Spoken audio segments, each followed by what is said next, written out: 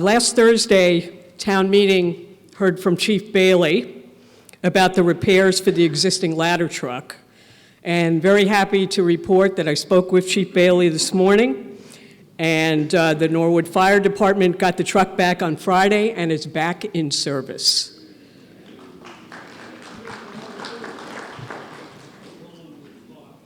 So we thank our first responders every day and how they are putting themselves in harm's way to keep us safe.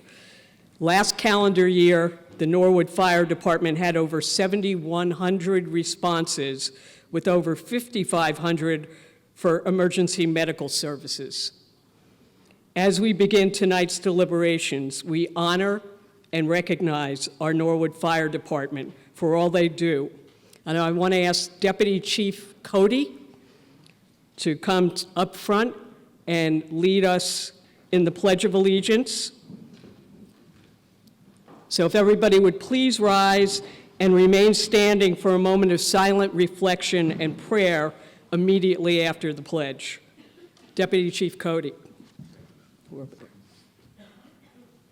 pledge allegiance to the flag of the United States of America, to the republic for which it stands, one nation, under God, indivisible, with liberty and justice for all.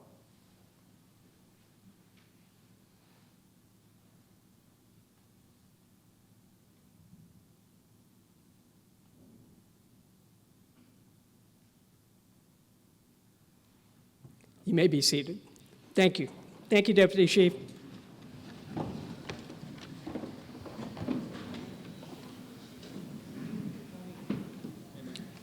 All right, everybody. Again, tonight we'll be utilizing electronic voting.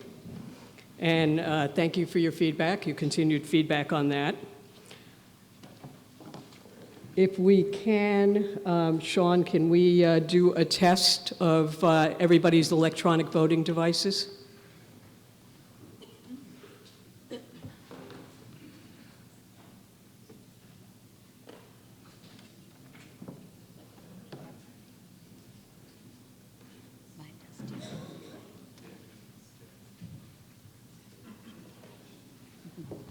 All righty, everybody seem to be okay tonight.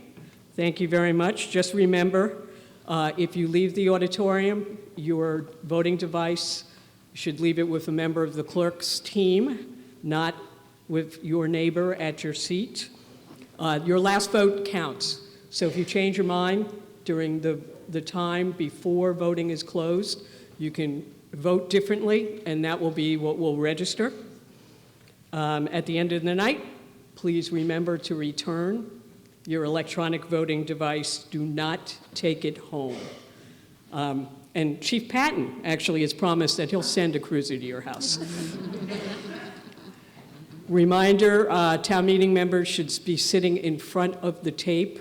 If you are not a town meeting member, you should be sitting in the non-members section behind the tape. That's just to make it easy to recognize and per our rules. All questions go through the moderator as a reminder. When called on to speak, please state your name, district, and if you're not a town meeting member, your address. Wait for a microphone to come to you. And again, we have our mic runners. Kevin and Jeff have done a phenomenal job. So not only are they mic runners, but they're also our town meeting members, and they're fully participating, which we really appreciate. Please stand when you're recognized. Don't wait for the mic to come to you. Stand when I recognize you. It makes it much easier for the runners to find you. If it's more convenient to come to the front podium, you can do that to save time. Sponsors and proponents have 10 minutes. If there is a group, they have 20. Everybody else has a 5-minute time limit, and extensions can be granted by vote of the body, a one-time extension. Motions can only be made and discussion can only be had on articles that are in the warrant. So as has been unfortunately the case from time to time, I will call someone out of order if they do bring up something that is not within the confines of an article. And if you are registered to speak, I will call on you in the order that you registered. As a reminder, our friends from Norwood Community Media are here. You are live, both on the air and streaming online. So please remember that this is live. And I'm going to mention this again. The beauty of town meeting is we have the ability to have a full and open discussion, but I ask that everyone please respect one another and respect differing viewpoints, and we treat each other with dignity, not contempt. This also means that the body refrains from vocal outbursts. Now, we had some of that on Thursday, folks. We're better than that, so please show respect for your fellow town meeting members and speakers. And let's everybody get their point of view out there without reaction, vocal reaction from the audience. Also, please be considerate of the members who are sitting around you. If you have if you want to be speaking to your seatmates, that's fine, but please limit the conversation and please keep the volume down. People are here to hear the speakers who are recognized, not to be talking offline, so please be considerate of that. And then lastly, as a reminder, I will be appointing a new rules committee. Thank you for all the folks that have volunteered thus far. I'll be taking volunteers through the end of the week and then appointing the new rules committee hopefully before the end of the month, if not beginning of June. Again, it is one town meeting representative from East District on the Rules Committee. All right, and then a note. I know Ms. Bodenhofer is at the ready. Just to remind folks, we actually have 2 meetings that we are in the midst of. We are active in the annual town meeting, and we will continue on there. We also opened the special town meeting number 2, and that will begin once we dissolve the annual town meeting. So I'm going to let everyone know that we have a quorum, and I call annual town meeting in session again. And Ms. Bodenhofer, we are starting off with Article 8, Motion 6 by the FinCom. Moved by the Finance Commission, based upon the recommendation of the Community Preservation Committee, that $10,000 be appropriated from the Community Preservation Fund balance reserved for open space and recreational use of land and be transferred to the Land Conservation Fund for purposes consistent with both Massachusetts General Law, Chapter 44B and Chapter 40, Section 8C. And Ms. Sullivan is seconding that. And on the motion, Ms. Bodenhofer. FinCom unanimously recommends this motion. Thank you. And representing the Community Preservation Committee, Ms. Walsh, do you have something on the motion as well? I do. Thank you, Madam Moderator. So this, as previously stated, is the Land Conservation Fund transfer, and this is an annual recommendation that the CPC advocates for. And so this allows the Conservation Commission to respond to time-sensitive land acquisition opportunities. Some examples have been the Bernie Cooper Park. And just to be clear that all funds need to be expended in compliance with both the Community Preservation Act and the Conservation Commission.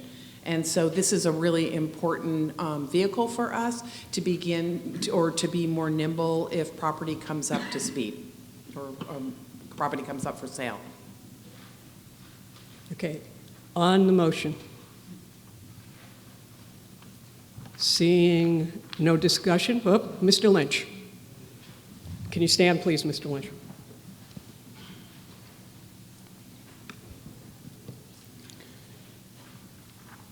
Thank you, Ed Lynch, District 7.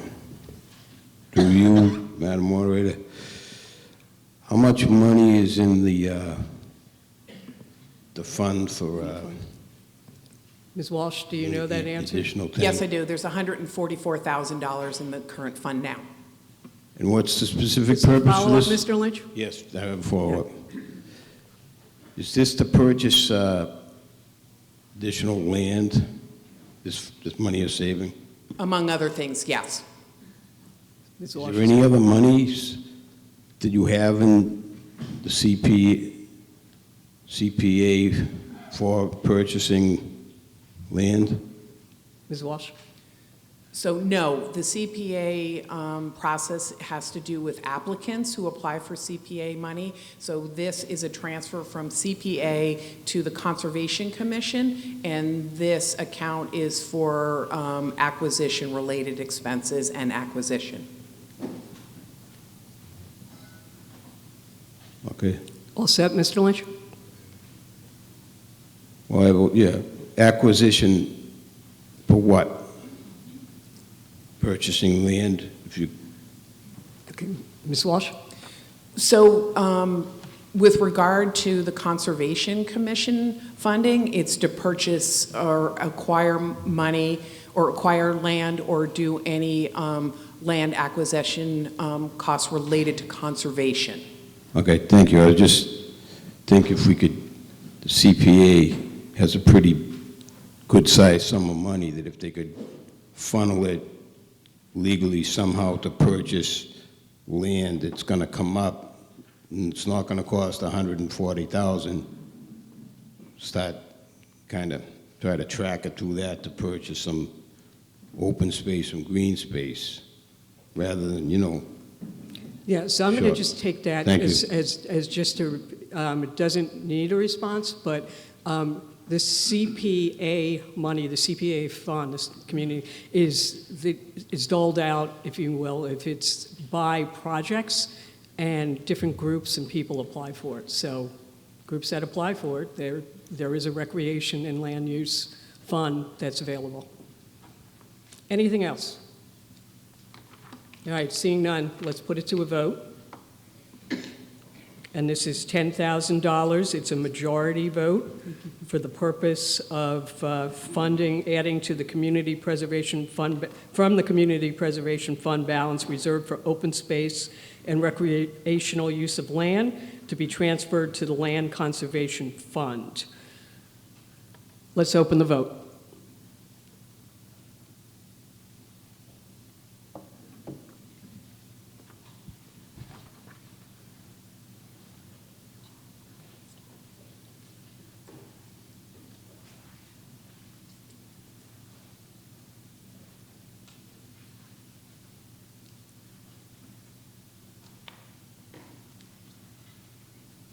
Ten seconds.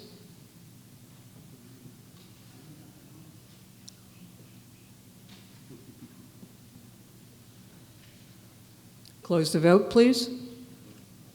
And the motion passes 138 to 9 with 2 abstentions. Article 8, Motion 7, Ms. Bodenhofer.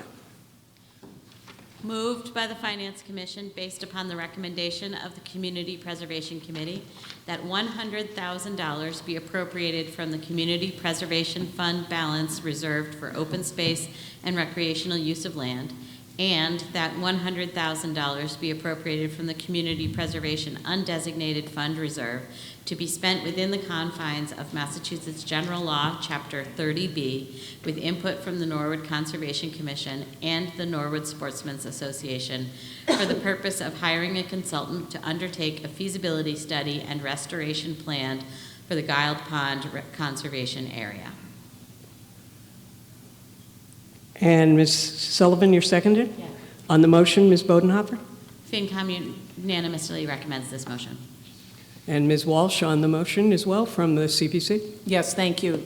Just briefly, this is an application from the Conservation Commission and the Norwood Sportsmen's Association. And as the FinCom indicated, this is for a feasibility study, and there are a number of scopes of work that will be included in this feasibility study. It will include existing conditions surveys.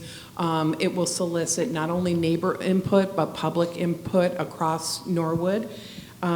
It will develop some draft conceptual recommendations and associated cost estimates with potential restoration options for the spillway that has caused the Conservation Commission a lot of angst over the years.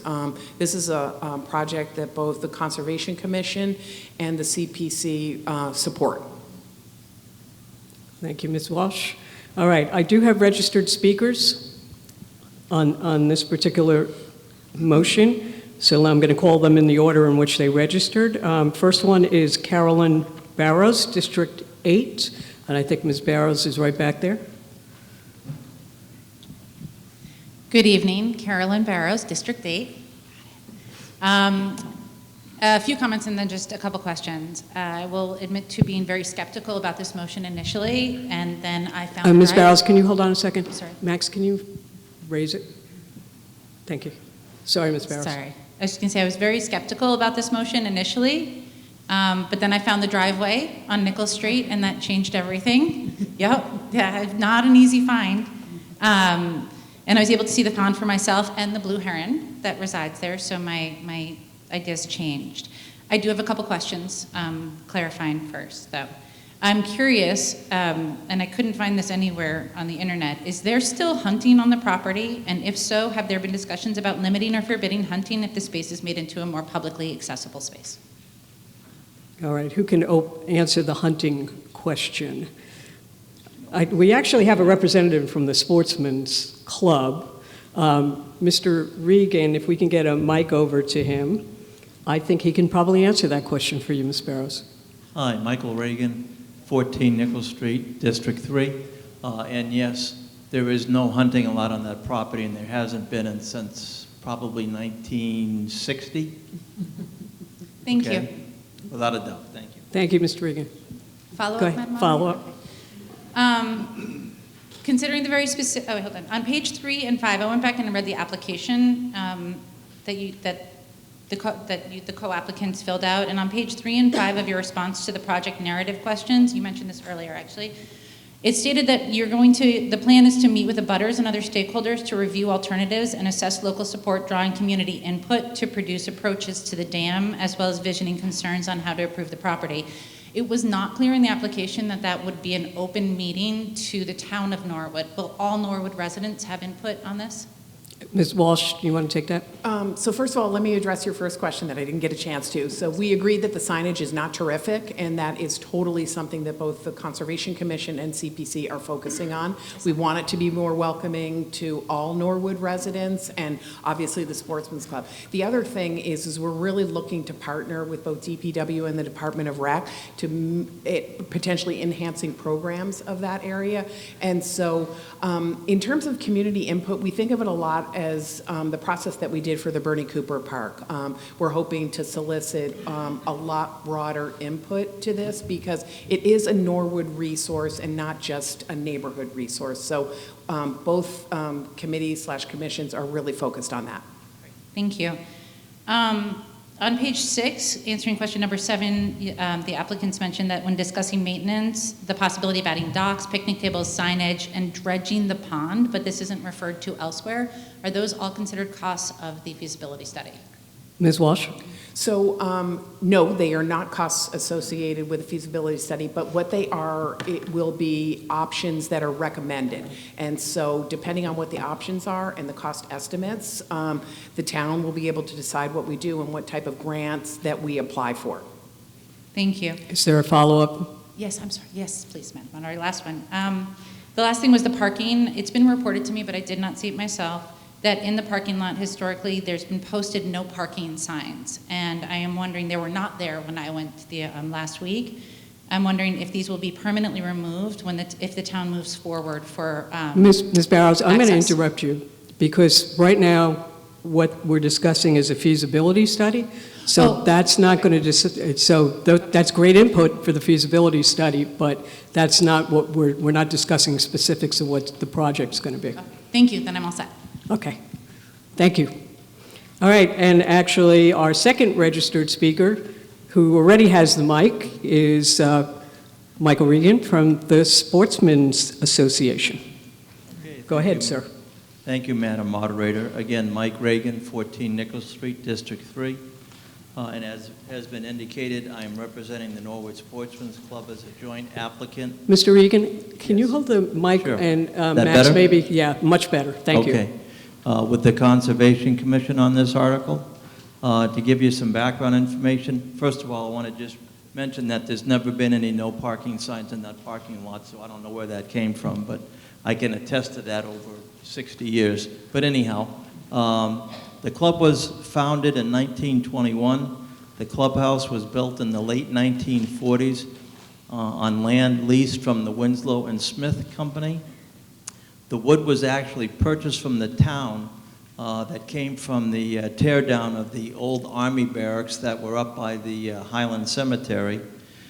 We started holding fishing derbies in 1950, and that continued along at a pretty good pace until around 1960. A developer that had purchased the land from the Winslow Smith Company started down the path of developing the property and started to destroy the spillway. That created a lot of excitement in the town, and the town fortunately stepped up and stopped the developer from completely destroying the spillway. But because of the effect that it had on our ability to have fishing derbies, that was when we started working with the town Public Works Department. And I kind of laugh about this because that was the time at which we built what we thought was going to be a temporary spillway that literally lasted 30 years until a year ago this past January, when we had that really heavy rainfall in the middle of the winter. The inflow from Willett/New Pond washed out the spillway that we had put there, which led the club to go in front of the Conservation Commission seeking permission to be able to do yet another temporary fix of the spillway, which we were granted. And at that time, there was a lot of discussion about pursuing the opportunity of CPA funding to come up with a more permanent fix, for example, of this spillway, and to make it safer in that area, because right now you really wouldn't want to do much around that area because of the weakness that's been generated because of the overflow. So in closing, the club would love to continue our 70-plus year tradition of holding fishing derbies and giving our youth the opportunity to experience the thrill of fishing and exploring our valuable natural resources. And I also wanted to just clarify, because in the yellow sheets that were handed out for tonight's meeting, it made it sound as if the town owned the building and that the club owned the land, when in fact it's just the opposite. The club has been leasing the land since the 1950s, actually the late 1940s when we built the clubhouse, and the Conservation Commission has complete control over the use of the land. Okay. All right. Thank you, Mr. Regan. Thank you. All right. Next registered speaker, I have Cheryl Doyle. You're going to pass? Okay. I'll open it up to anyone else. Yes, sir. Can you stand up and wait for a mic, please?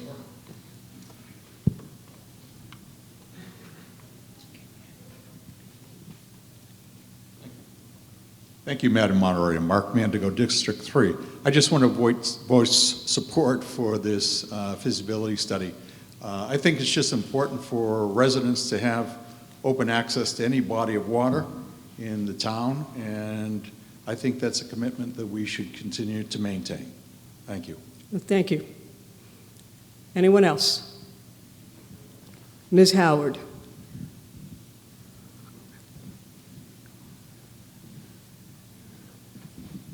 Thank you, Judith Howard, District 3. From what I understand, this will be going out to bid. Is that correct? That is correct. I can answer that question. That's Yeah. actually what we're voting on. Okay, I just wanted to make sure that that will be there. Yep. Thank you. Thank you, Ms. Howard. Anything further? Yes, Ms. Mankiewicz.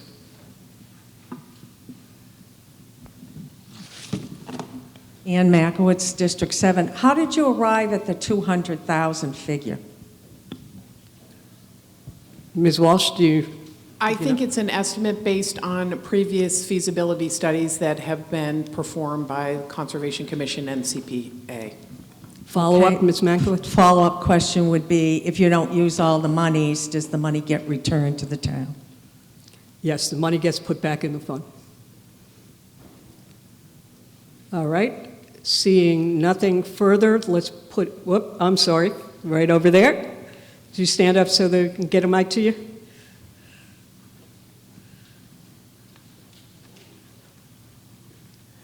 Thank you, Madam Moderator. Michael Juzik, District 2. Like Ms. Barrows, I was also initially very skeptical of this motion, mainly based on the amounts of funding, and it appeared from the way the yellow sheet was written that this was maybe possibly intended for private use, not public use, but I've been very reassured by the statements of Ms. Walsh and Mr. Reagan.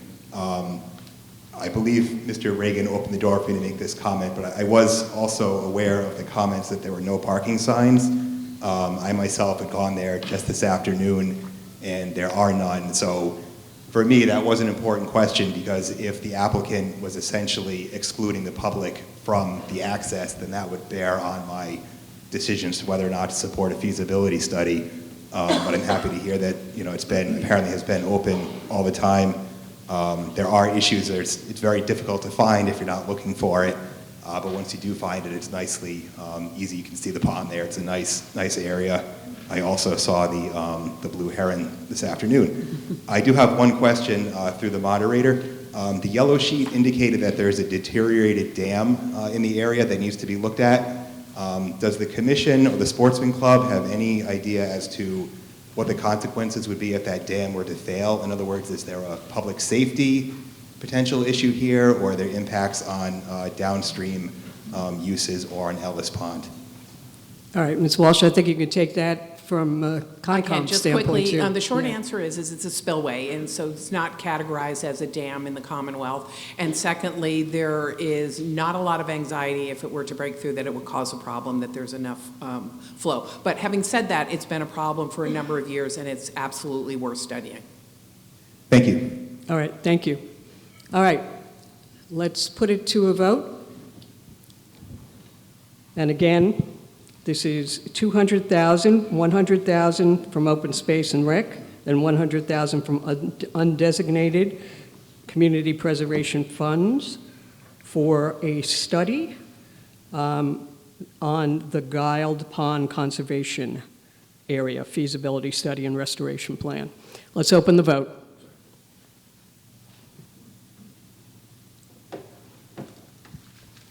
This is a majority vote.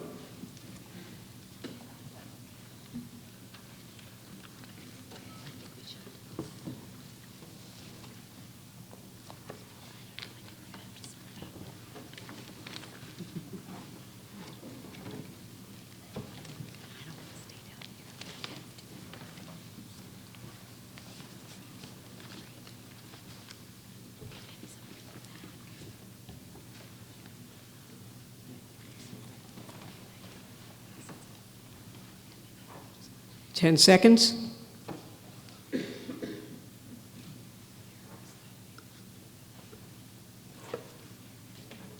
Close the vote. Motion passes 148 to 9 with one abstention. All right, Mr. Connolly, I am going to, that completes our annual town meeting. And Mr. Connolly, I will entertain a motion to dissolve the annual town meeting and open the special town meeting number 2. Mr. Connolly and Mr. McFarland is seconding. We'll take a voice vote on this. All those in favor say aye. Aye. All those opposed say no. All right, motion carries. We are on to special town meeting number 2. I believe the FinCom is going to remove themselves from the front of the room. Shortly, we'll be seeing the Planning Board, members of the Planning Board coming to the front of the room. All right, we are on Article 1 of the special town meeting, and due to the fact that this article concerns an office I currently hold, which can be a conflict of interest, I'm asking former moderator David Hearn, actually his picture is still on the town website, just want to mention that. Not that I feel bad about that. It's a lovely picture. To step in as temporary moderator for this article. So I'm going to make a motion for town meeting to appoint David Hearn as the temporary moderator. Can I have a second? Mr. Connolly? All right, we are going to, because we've got it queued up, we're going to do a vote on this, so let's open the voting on appointing Mr. Hearn as the temporary moderator for special town meeting number 2, Article 1. Voting is open. This only takes a majority vote.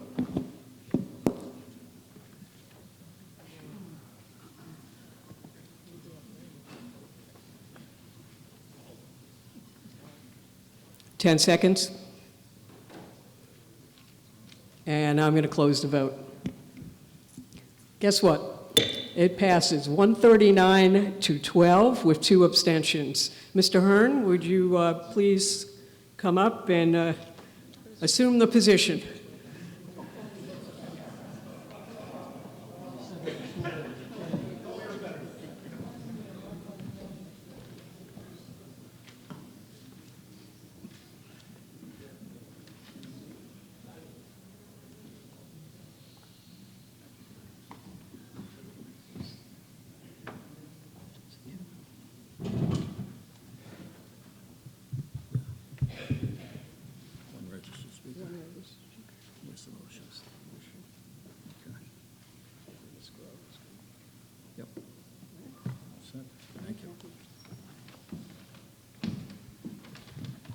Some of this seems familiar.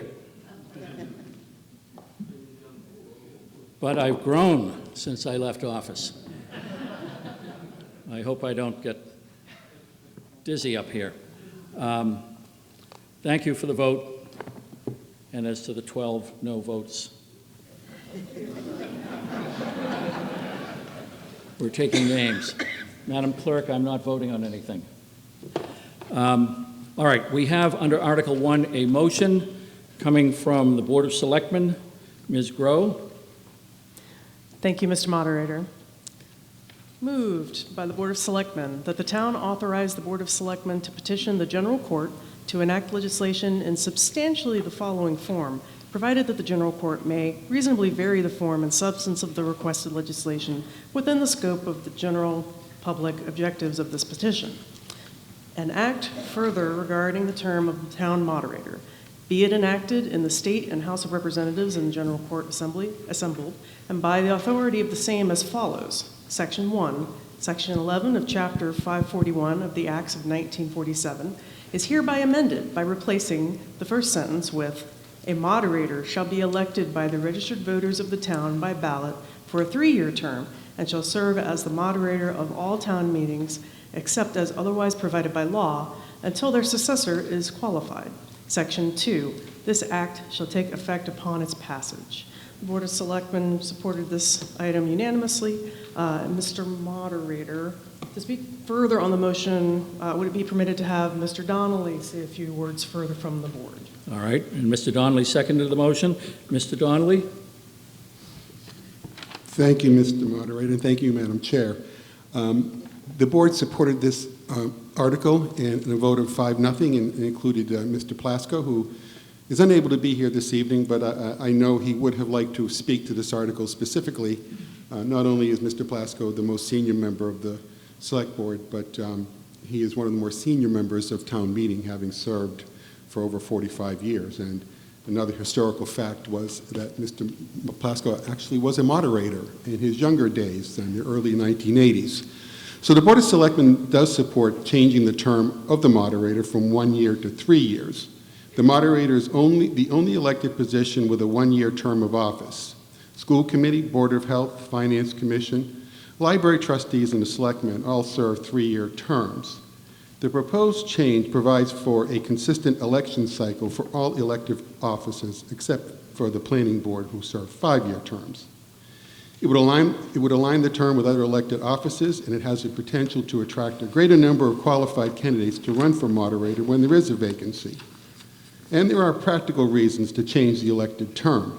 The moderator's role requires a command of complex procedures, town bylaws, and the ability to facilitate deliberations of a 261-member local legislature. The responsibilities of the moderator require time to master, and a 3-year term provides moderators with such time. And if, John, if you could put the slide up on the regional survey of other towns in terms of what their practice is. When we look at our regional counterparts in Norfolk County, you'll see that the trend is to provide moderators with a 3-year term. As you see, the 3-year terms of the towns starting Dedham all the way through Rentham, there are still some towns that are at 1 year. So in addition to these towns having a trend to move to 3-year terms, the Massachusetts Moderators Association also recommends 3-year terms for moderators. And a survey they conducted shows that most towns in that survey, over 50%, have 3-year terms.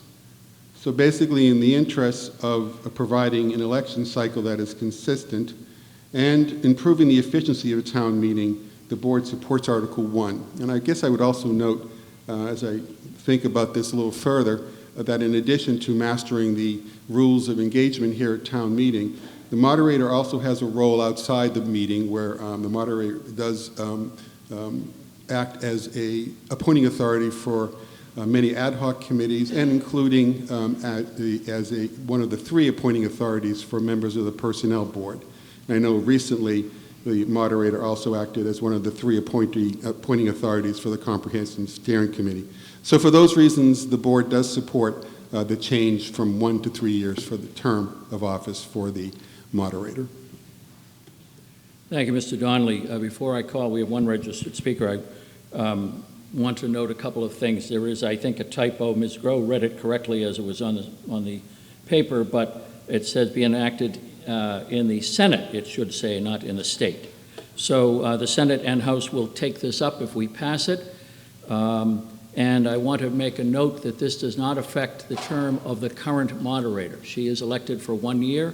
If the body passes it and the legislature approves the change, it would take effect at the next election, and at that point, there would be a 3-year term for which anybody could be running for moderator. So it has no effect on the present moderator, the present moderator's term. And beyond that, I'll call on the only registered speaker I have, Mr. Afanos.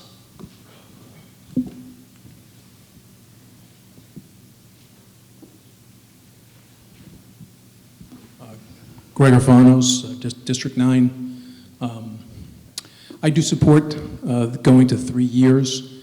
I do have a question. You kind of answered it, where I was concerned that we all had to go back to elections for town meeting. My question was the moderator also for any reason, could the moderator's term be shortened by the town for any reason? She'll have 3 years after this. And we obviously, a lot of us got reelected. So I don't know who wants to take that through you, Mr. Moderator. Well, I think I can speak to that. As we heard a few moments ago, most every townwide office is a term of at least 3 years. A couple are 5 years. Those are not affected by the redistricting that went on recently. That redistricting a couple of years ago was based upon the census. And the redistricting we just had, or the re-election of everybody, was related to the change in the size of town meeting that was voted last year. So that's why everybody had to run. The moderator is not covered by that redistricting or change in number of members. Right, so in answer to your question, there would not be a requirement that a 3-year term moderator would have to run if we all had. So the moderator is in a different category than the town meeting members. That's correct. That's correct. Thank you. Any other discussion on the matter? The lady in green there, please. Jeff, thank you. Rachel Churchill, District 5. All the explanations I think were really helpful. I think it's helpful to know that the Mass Moderator Association recommends it for 3 years. I was surprised to see this in the article because these are, laudable benefits, enhanced expertise, more efficiency. I just wanted to rise to say that I don't think that's a problem that I've noticed that Norwood is experiencing in any of the town moderators that have governed any of the town meetings that I've served with. So I just would want to say that. I think our current moderator and our temporary moderator have been doing a great job. And I wouldn't want the term, whether 1 year or 3 years, to interfere with anyone who's interested. If it were to stay at 1 year, at the vote of this body to maintain the status quo, particularly because it seems to me like we have been doing so well with our moderators. Also, historically, we've re-elected our incumbents on proving doing a good job, but of course, it's always difficult the first year, the first term, however long it may be, but I just wanted to commend our current moderator. I think she's doing a great job. Thank you. Thank you, Ms. Churchill. The gentleman behind there in the red. Good evening, James Stewart, District 7. I just wanted to know that if our moderator is doing a good job and we all vote every year, 1 term each time, could they indefinitely be a moderator for however many years they voted if we all vote to have them there? I'm sorry, could I have the question again? So if the term is for 1 year, yes, and we vote and everybody chooses that person every year for 10 years, can they still run over and over again and be a moderator? I can tell you yes. I did it. Well, I had 18 terms. Perfect. So we do not have term limits in this town. Perfect. So if year 2 we don't like the way the moderator is going because we vote a 3-year term, then we're stuck for an extra year because we voted for 3 years instead of just doing it year to year, right? Because you did a great job for 18 years. Thank you. Mm-hmm. Thank you. All right. Anyone else? Mr. Connolly. Wait, Mr. Connolly, for the microphone, please. Kevin Connolly, District 7. Thank you for your service, and move the question. Mr. Connolly, that was a speech, and you cannot move the question after making a speech. Ms. Taylor. Jean Taylor, District 8. May I move the question? Ms. Taylor moves the question. Is there a second? Mr. Connolly. Seconded by Mr. Connolly. All right. And we're teeing this up to move the question. Just want to make a note who seconded that. All right. We will be voting on moving the question, which, as you know, means to stop the debate. So you're only voting on that, not voting on the main motion. If the question, the motion carries, then we proceed directly to voting on the main motion. All right, we can open the vote now. Thank you.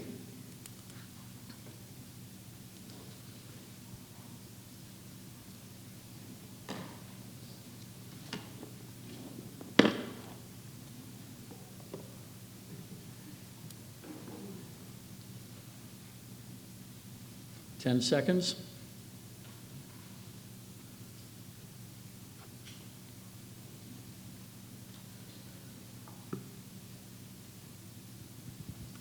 We can close the vote.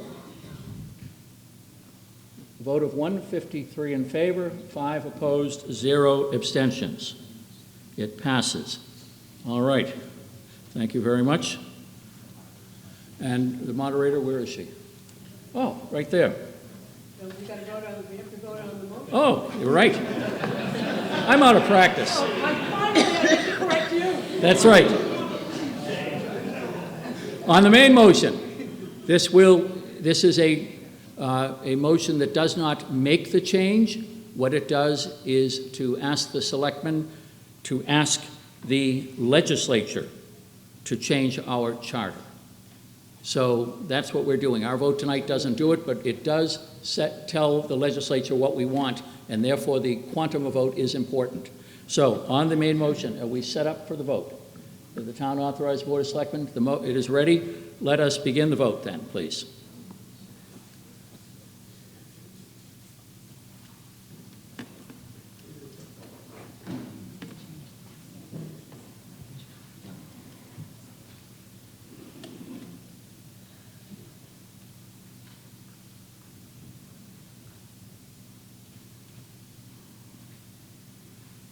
We'll give it 10 more seconds.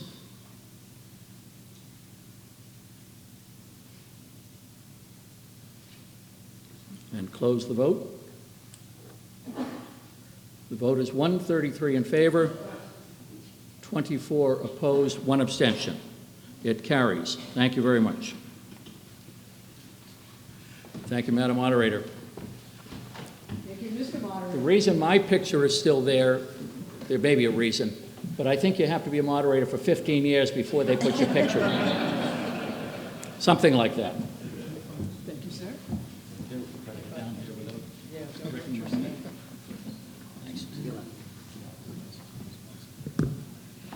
All right, thank you, everybody.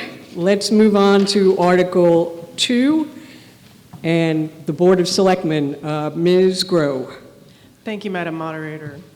Moved by the Board of Selectmen that the town, pursuant to Chapter 59, Section 38H(b) of the Massachusetts General Laws, authorize the Board of Selectmen to enter into a payment in lieu of taxes pilot agreement with Tangent Development, LLC, regarding a solar array located at the landfill 370 Winter Street.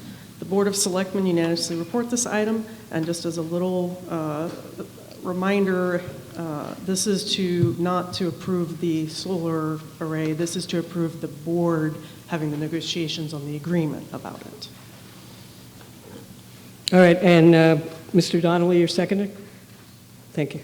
All right, Ms. Grow, on anything further on the motion? That is everything from the board. If we have any additional questions, then we will probably have the manager or the light speak further to it. All right. And I do have 2 registered speakers. So number 1 is Ms. And now before we go any further, I do want to mention on this particular article that the scope of the article, this is just about a payment in lieu of taxes. It is not about the project. It is not about the landfill. It is not about rates of electric. It is truly about a payment in lieu of taxes agreement.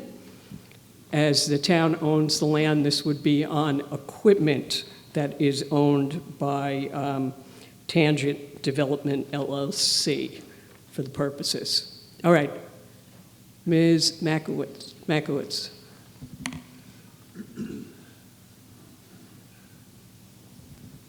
Ann Makowitz, District 7. I think you answered my question. This is purely granting permission to do a pilot. It's not about going forward with the project, Madam Moderator. No, it's pilot means payment in lieu of taxes. It's a payment in lieu of taxes agreement.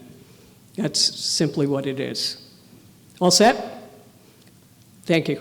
Mr. Alfanos, I have you registered. Greg Alfanos, District 9. Some of our previous pilot agreements are averaging at about 1/3 of what they would have been if they just got rated for taxes, just using the real estate value and et cetera. So my question is that so how can we make sure we're not giving the house away on these projects when we do pilots or other items in lieu of taxes? All right, is Mr. Shaughnessy or Mr. Mizuko is going to take that? Mr. Mizuko. Thank you, Madam Moderator. Through you to the body, I'm not sure which agreements somebody would state are 1/3 of their assessed value, A pilot is not given in lieu of taxes when somebody could pay taxes. So we don't just say, we like you, we're going to give you a pilot and not have you pay taxes. Solar fields in particular in Massachusetts, every single solar field is done through a pilot. I don't know why, it's just the way the state set up the framework years ago, but every solar field you drive throughout the state that you see, they're all a pilot instead of a direct tax assessment. Is there a follow-up, Mr. O'Fonnell? Yes, please. I would just say to the selectmen who are going to negotiate this that I would just be a little more attentive to taking care of Norwood on the tax side of things. All right, thank you, Mr. Thank you. O'Fonnell. All right, that's it for registered speakers. Anyone else on this article? Ms. Taylor? Jean Ferrara Taylor, District 8. I understand that this is just in lieu of taxes and we're not actually talking about the project. However, That's correct. my feeling on this is when I'm saying, go ahead, that I'm saying, I know, I'm just I'm going to call you out of order, so. I'm out of order. I wanted to All right. verbalize it. You called yourself out of order. Thank you, Ms. Taylor. Thank you for not making me be the bad guy. Yes, sir.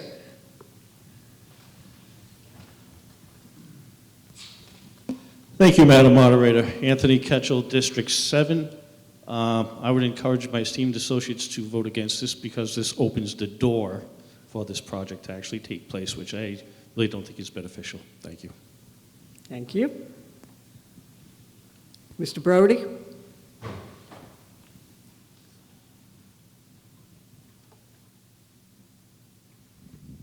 Thank you.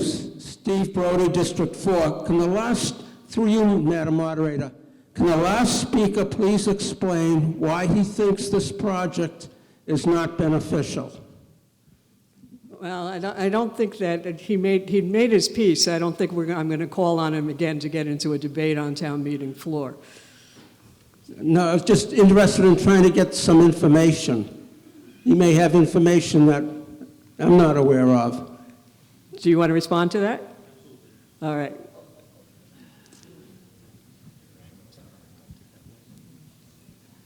Thank you, Madam Moderator. Anthony Ketchel, District 7 again. Looking forward for what was listed on the project on the sheet it's a 25-year commitment, which we can't break. We're only getting $19,000 a year, and this array of projects only going to generate 1% of the energy needs for electricity that this town requires. And it doesn't list how much money Tangent Development LLC is going to make from it as well. And in addition to that, how it's detrimental to the surrounding area where the walking paths are and but to give some explanation why. Yeah, you're saying 19,000. Now, again, as I understand it, this is payment in lieu of taxes. It would only be on the equipment because there's no land that they own. It's only solely going to be on the equipment.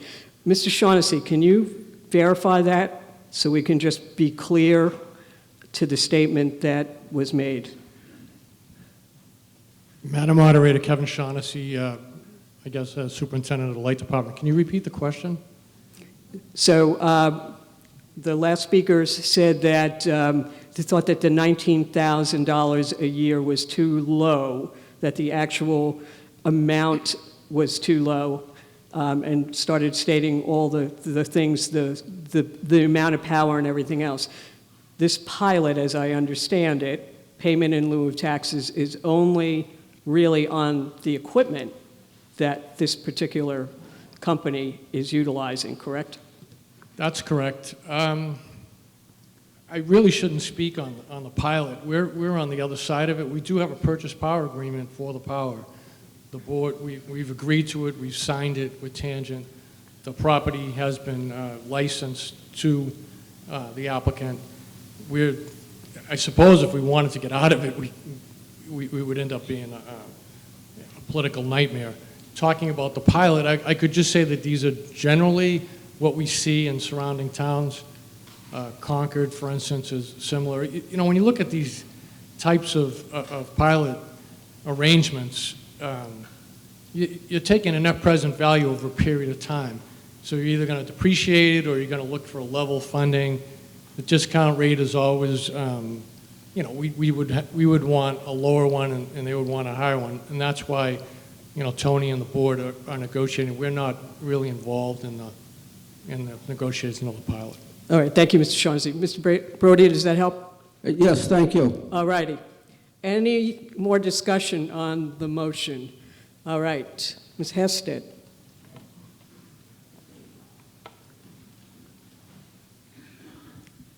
Thank you, Madam Moderator. And you're going to tell us who you are. I am, yes. Elizabeth Hested, District 7.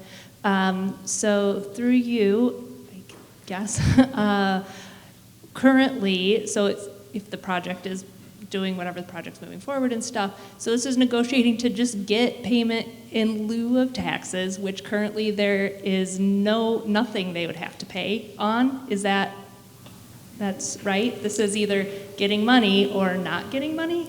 Mr. Mizuko? Yes, thank you. It's equipment that can be taxed and should be taxed to get money. We have other pilot arrangements like this. The MBTA is one of them. We tax that as equipment because it's a business. It's not just the MBTA. That pilot agreement is maybe $9,000 a year. Okay, thank you. All right. Anything further? Mr. Ruggiero? Nice to see you. Thank you. Thank you, Madam Moderator. David Ruggiero, District 7. I have some experience with pilot programs, currently working, the City of Providence as their energy manager. Prior to that, I occupied the position for the town of Norwood, simultaneously with Walpole and Sharon. Walpole and Sharon have passed pilot programs. They have arrays up and running and collecting those taxes. Providence is currently negotiating a pilot. And the $19,000 seems right for the size of the system. It's very formulaic, and to the point that it only gives you 1% of the town's electricity. That's $1.9 million if we have 100% renewable energy in the town. So I think it's a no-brainer. Every other community is doing it, and it's better than not having any of the taxes at all. Thank you. Yes, Mr. Konechi. Hello, Steve Konechi, District 4. Thank you, Madam Moderator. So if the pilot isn't approved, what would that mean? Would that mean that just collect taxes on it? Mr. Mizuko. Is it as simple as that? Thank you, Madam Moderator. No, it's not as simple as that. The way state law works, we can't simply assess a property tax on them like we would want to. The state requires you to enter into a pilot agreement. That's the framework they created to allow municipalities to gain some revenue from solar panels.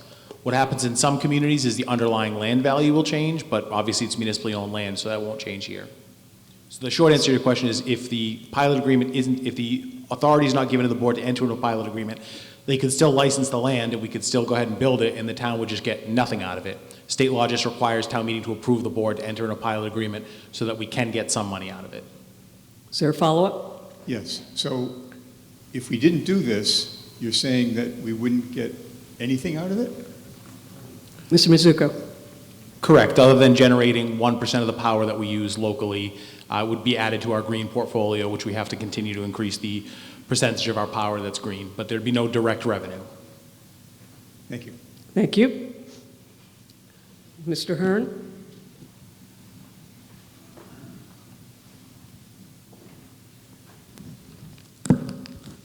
David Hearn, District 4. Through you, Madam Moderator. We heard a few moments ago that the equipment is taxable.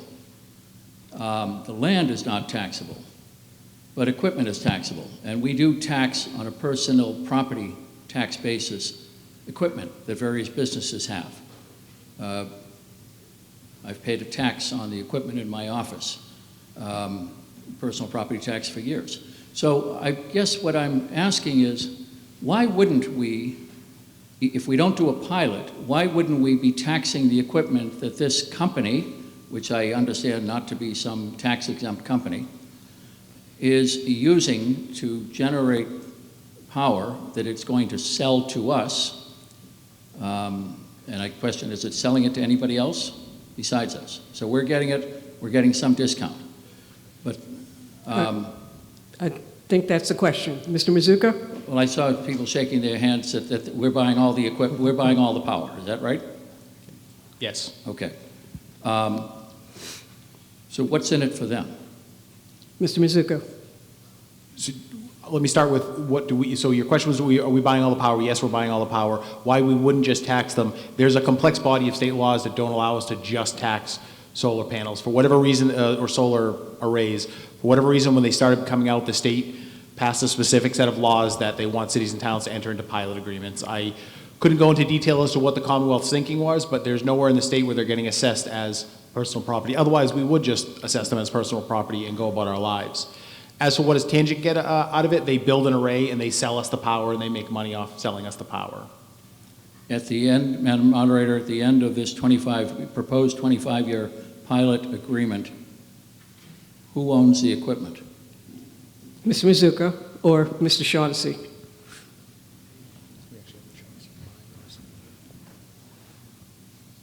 Madam Moderator, Kevin Shaughnessy, Superintendent of the Light Department. So it is a 25-year purchase power agreement. At the end of the 25 years, we will own it.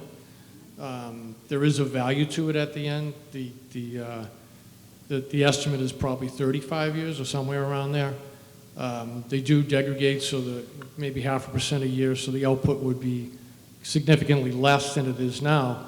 And I would anticipate, although I don't think I'll be superintendent then, that somewhere along the line, 15 years, 20 years, that the town or the light department would want to look at renegotiating to see, is it capable of producing the same amount?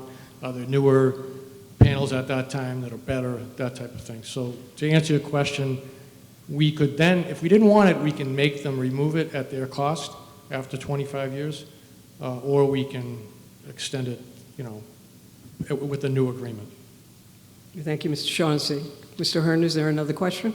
Well, I guess what the takeaway is that we are doing a pilot agreement at roughly $19,000 a year because somehow or other, and we're not given the specifics, apparently the manager wasn't sure of the specifics, there's some practice that we don't tax solar arrays in the Commonwealth, but nobody cited the statute or the regulation that says that. So we get $19,000 when theoretically, if we didn't do that, we'd get nothing. Is that the takeaway? Correct. Correct. That's what has been asked and answered before. I want to be sure on that because some of it doesn't make sense, but okay, thank you. Okay, thank you, Mr. Hearn. Mr. Connolly. All right, Mr. Connolly has moved the question. Do I have a second? Mr. McFarland. All right, the question has been moved that it is an automatic vote, 2/3 margin. Let's open the vote. Solar and wind are technically exempt from taxation. However, you're allowed to enter into a pilot agreement. I don't know why the state doesn't.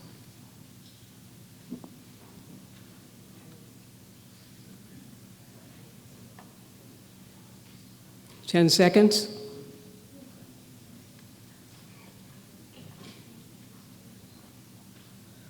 Let's close the vote. And the question has been moved 132 to 22 with 4 abstentions. That takes us to the main motion. And this is entering a pilot agreement, payment in lieu of taxes with Tangent Development LLC regarding solar array located at the landfill. Opening the vote. This is the majority vote.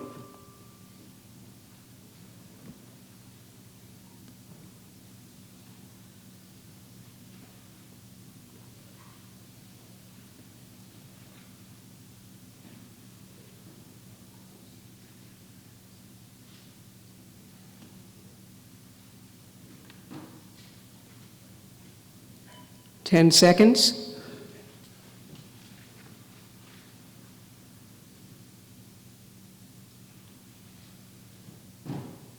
Close the vote. Motion passes 128 to 28 with 3 abstentions. That takes us to Article 3. Before we start Article 3, I'm just going to let people... I'm sorry, are you? Okay, you think a rules violation has happened? Did we vote on the motion, or did we vote to move the question? You voted out in both. All right, Mr. Grove? All right. All good. All right, we're moving to Article 3.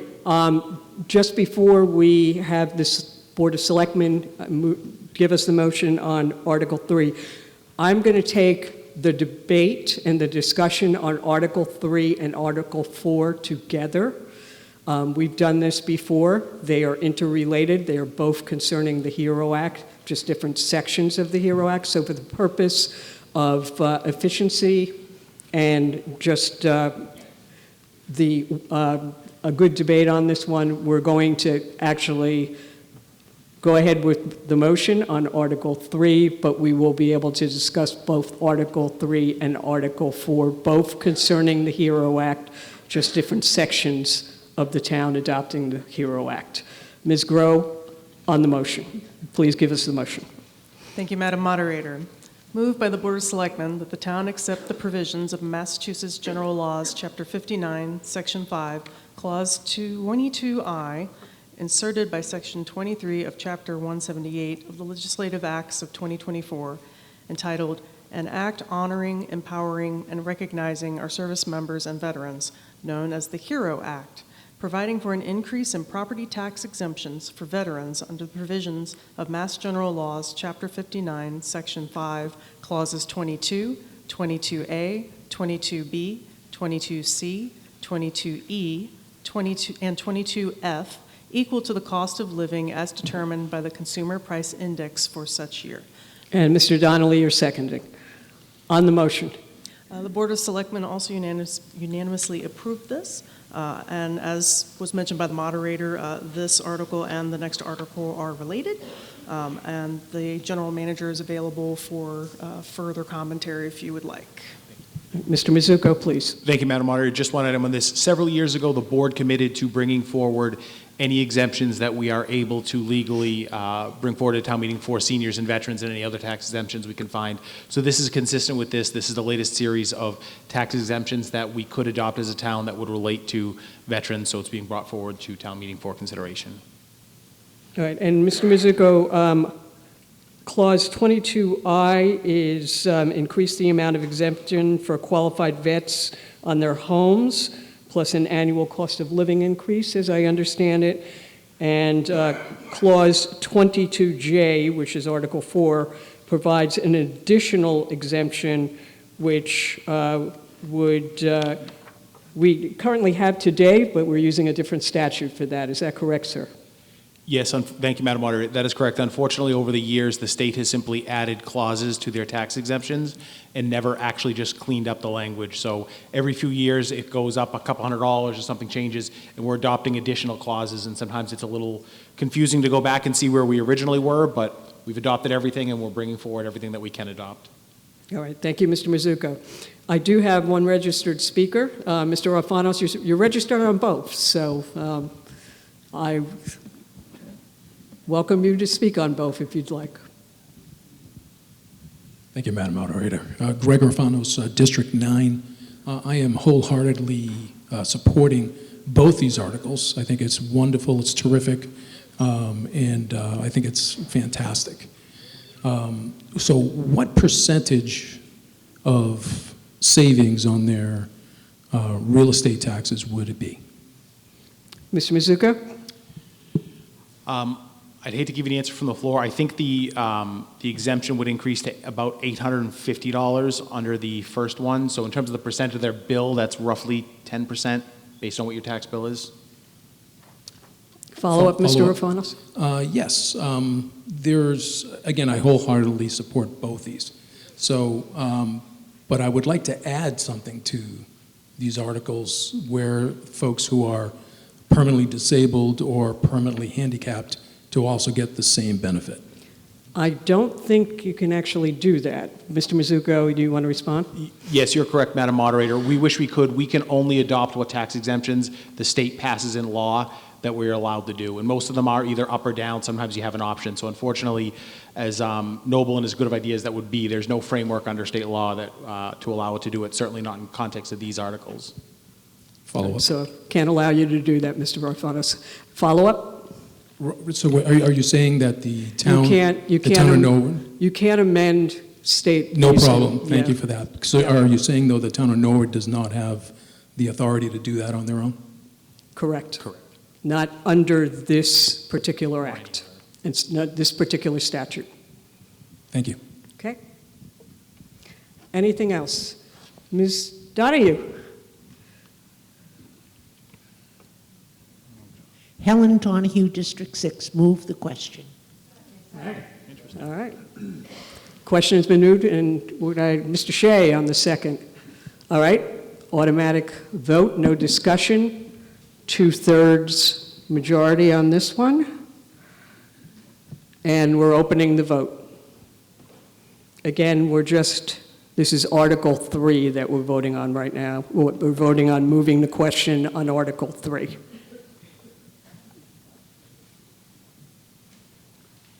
Again, moving the question, 2/3 vote. 10 seconds.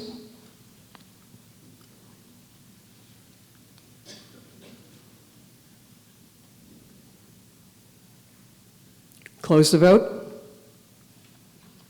All right, 153 to 5, the motion carries. Now we go back to the article. This is Article 3 on adopting Clause 22I of the HERO Act.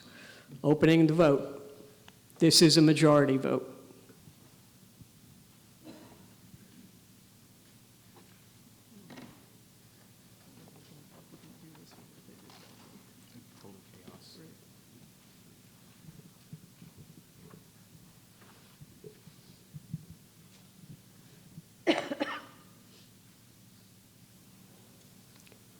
Ten seconds.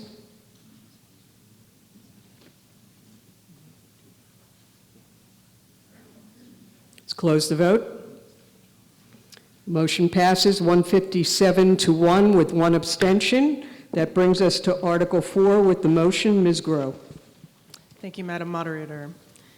Moved by the Board of Selectmen that the town accept the provisions of Massachusetts General Laws, Chapter 59, Section 5, Clause 22J, inserted by Section 23 of Chapter 178 of the Legislative Acts of 2024, entitled An Act Honoring, Empowering, and Recognizing Our Service Members and Veterans, known as the HERO Act, which authorizes an annual increase in the amount of the exemption granted under General Laws, Chapter 59, Section 5, Clause 22, Clause 22A, Clause 22B, Clause 22C, Clause 22E, and Clause 22F by 100% of the personal exemption amount, subject to the conditions in Clause 22J, to be effective for applicable exemptions granted for any fiscal year beginning on or after July 1st, 2025.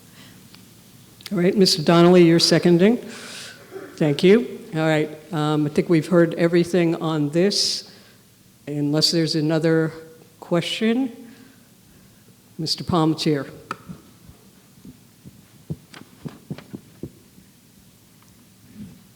Brian Palmetier, District 8. Just some confusion between the motion and something mentioned in the yellow sheets.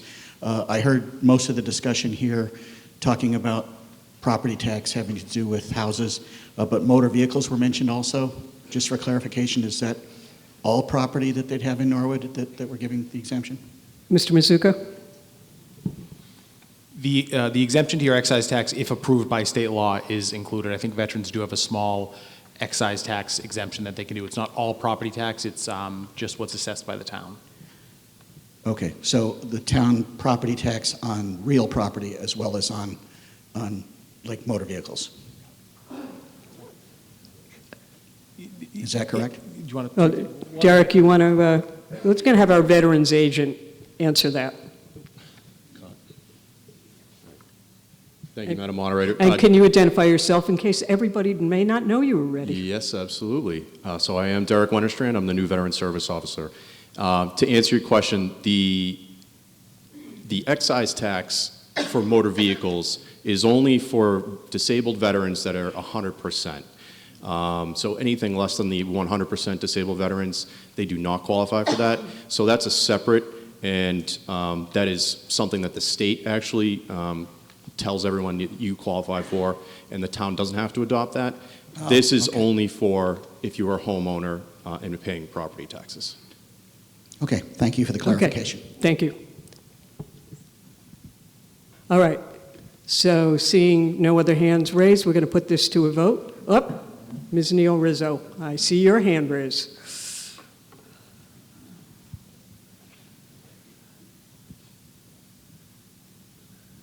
Katie Neal Rizzo, District 2. I am just wondering if we have made any adjustments to the maximum allowable income or exemptions for seniors with regards to the cost of living increases Mr. Mizuka? since 2019, specifically. So I'd have to check what exemptions we have for seniors. We adopt everything we're able to under the statute. Separately from that, we do operate our senior tax work-off program. That income level gets adjusted every year because we have the ability to adjust that income level locally. I'd have to check back. I'd have to get back to you. Honestly, I don't have the answer on the specific statutes we've adopted for seniors. There's similar provisions, but the seniors and veterans tend to leapfrog each other. Okay, a follow-up, if I may. Follow-up? I have been watching this since 2019 when we were looking at the first operational override that NORAD has ever done. And at that point, we had higher maximum incomes than our surrounding towns and a lower exemption. Ms. Neil Rizzo, we're talking about the HERO Act right now, so again, we talked about your question, but if you're going to talk about taxes in general for everyone, this is really specific to this article and this act. Did this act specifically come down from the state? Would one for seniors have to come down from the state as well? Or do you know if one is in the works? Mr. Mizuka. Yes, to adjust those limits on seniors, the state would have to update their law. As I said earlier, the reason you see so many clauses is that's the state generally every couple of years adding something else in there for them. Thank you. All right, thank you, Ms. Neil Rizzo. Anything further? All right, seeing none, we're going to put it to a vote. This is a majority vote, and this is Article 4, adopting Clause 22J of the HERO Act. The voting is open.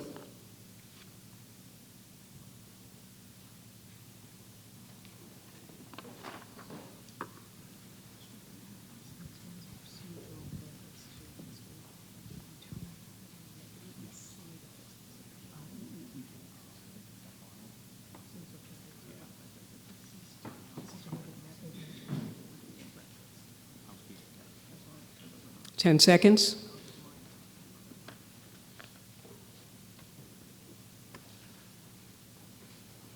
Close the vote. Motion passes 152 to 5 with one abstention. That brings us to Article 5 and the Board of Selectmen, Ms. Grow. Thank you, Madam Moderator. Moved by the Board of Selectmen that the town accept the provisions of Massachusetts General Laws, Chapter 41, Section 41B, which permits the town to pay salaries, wages, or other compensation to town employees by means of direct bank deposits. And seconded by Mr. Donnelly? That is correct. Okay, as I understand it, this is a housekeeping article, but Ms. Grow on the article. Thank you, Madam Moderator. This is a housekeeping article. What this does is essentially do in writing what we've been doing in practice. We basically discovered in an audit that our local laws were not supporting what we were functionally doing and had been doing for a while, which was the direct deposits. So this makes sure that things, both in what we're doing and what we say we're supposed to do, match. All right. Any discussion? Yes, Ms. Churchill.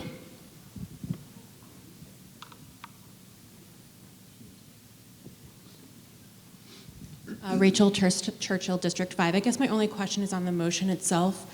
It doesn't have any ratifying language for prior action. I don't know if that's required since we have in effect been doing this. Thank you. Mr. Mizuko. No, this is truly housekeeping. Our auditors looked through all of our local dispositions and found one out of 212 that somehow the town missed in the 80s or 90s. Yeah, and for the record, we are paying people via direct deposit already, correct, Mr. Mizuko? We have been doing that for more than 30 years. And Yeah. we surveyed towns in the area. Most of them did this in the 80s or 90s. We found out Westwood had not also done it, so we're helping out the region. And we're not clawing back anything if this doesn't pass, right? Nope, this is one of the minute obscurities of state law for which I apologize that we even have to bring forward. All right. Seeing no other discussion, we're going to put this to a vote. Whoop. All right, Ms. Barrows? Carolyn Barrows, District 8. I'm just going to make a request that we don't use housekeeping as a general term for the motions tonight. We've used it for several of the motions that are coming up, and housekeeping makes it seem like they're not important or not something that needs to be discussed. So I would like to make a request that general housekeeping not be used. All right, thank you for that point, Ms. Barrows. Well, everyone will take that under advisement, including me. Thank you. Anything further? All right, let's put it to a vote. And this is a majority vote. This is permitting the town to basically accept the provisions of General Laws 4141B, which permits the town to pay salaries, wages, and other compensation to town employees by means of direct deposit. The voting is open.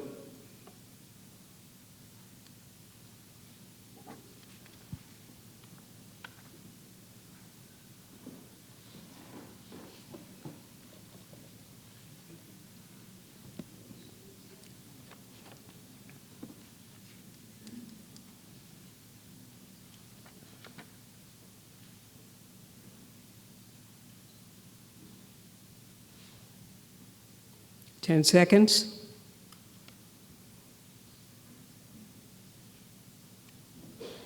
Close the vote.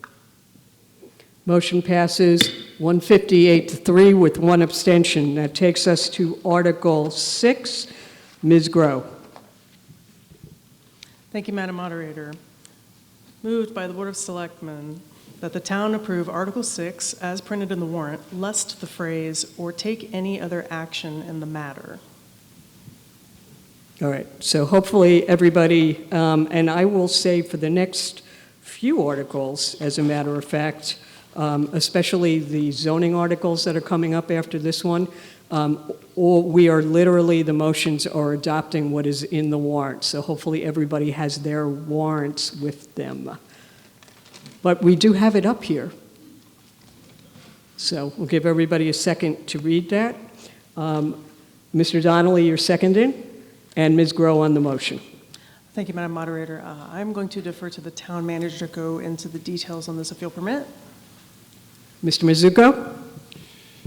Thank you, Madam Moderator. Similar to an article a few years ago, this would allow the school department to have contracts that exceed 3 years. By law, we're limited to 3 years unless this body grants an exemption. Food services and bus services will be better served in a 5-year contract.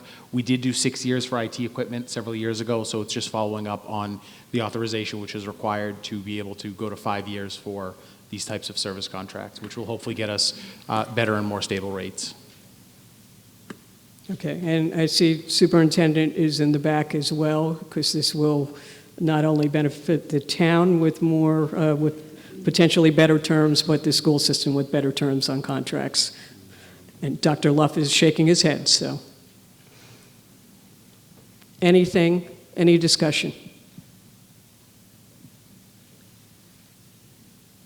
All right, seeing none, I'm going to put this to a vote. This is a majority vote.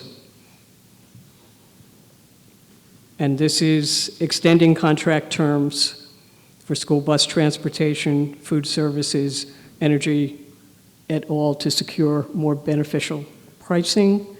Let's open the vote.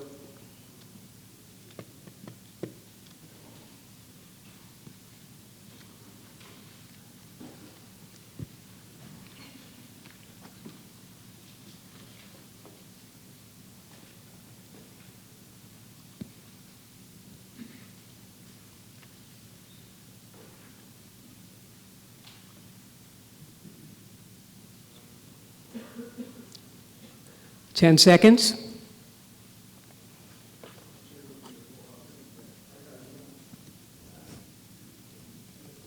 Let's close the vote.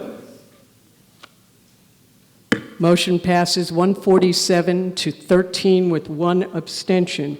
All right, we are now moving to Article 7, and this is the Planning Board. I'd like to invite the Planning Board and Ms. Dixon to come to the front, please, the members of the Planning Board who are here. In the interest of efficiency.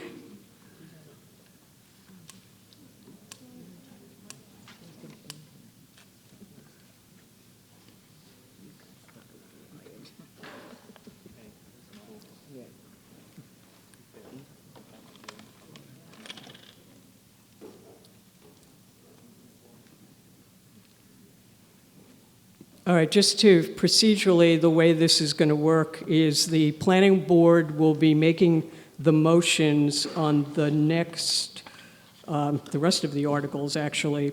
That will be followed by a report of the planning board, which includes anything that they may say on this, and along with the formal report that's required by law. And then I will begin to call on any registered speakers. Also, Ms. Dixon, if there's anything you want, okay, Ms. Dixon also has a brief explanation on these as well. All right, so Ms. Homewood, Article 7 with the motion, and please, thank you, bring the mic to you.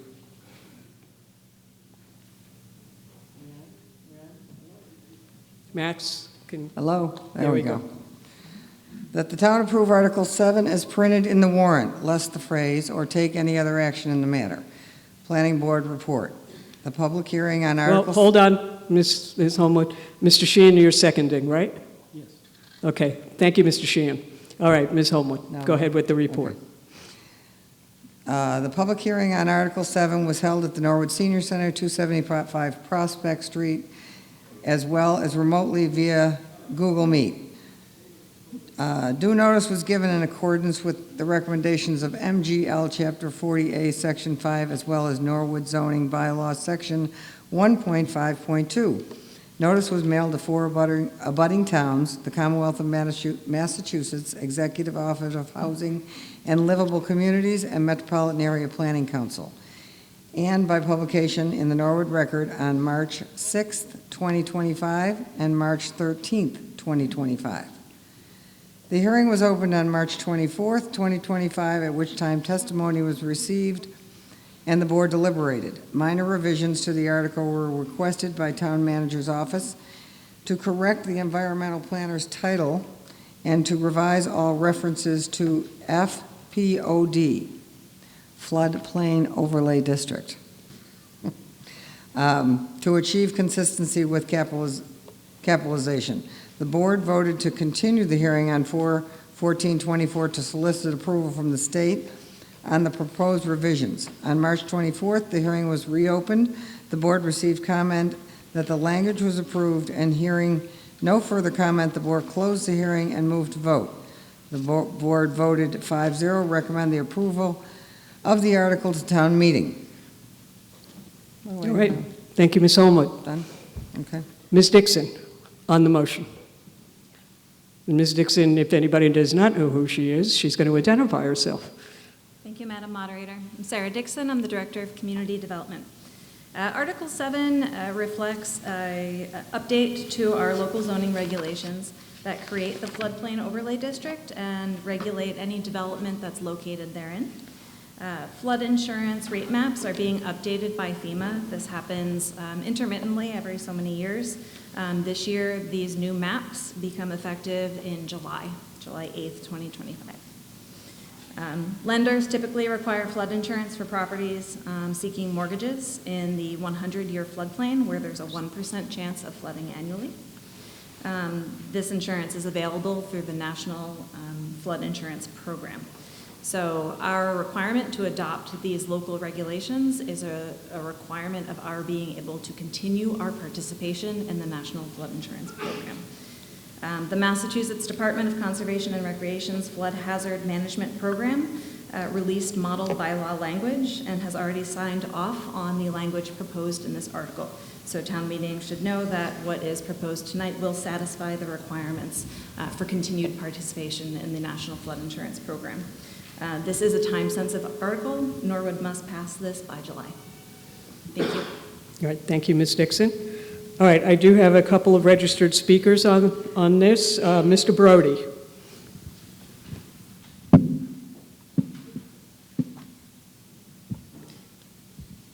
Thank you, Madam Moderator. Steve Brody, District 4. Yeah, I don't understand how the Norfolk County Flood Insurance Study, which is dated July 6, 2025, can be yet referenced. Can you please explain that, because this is only May.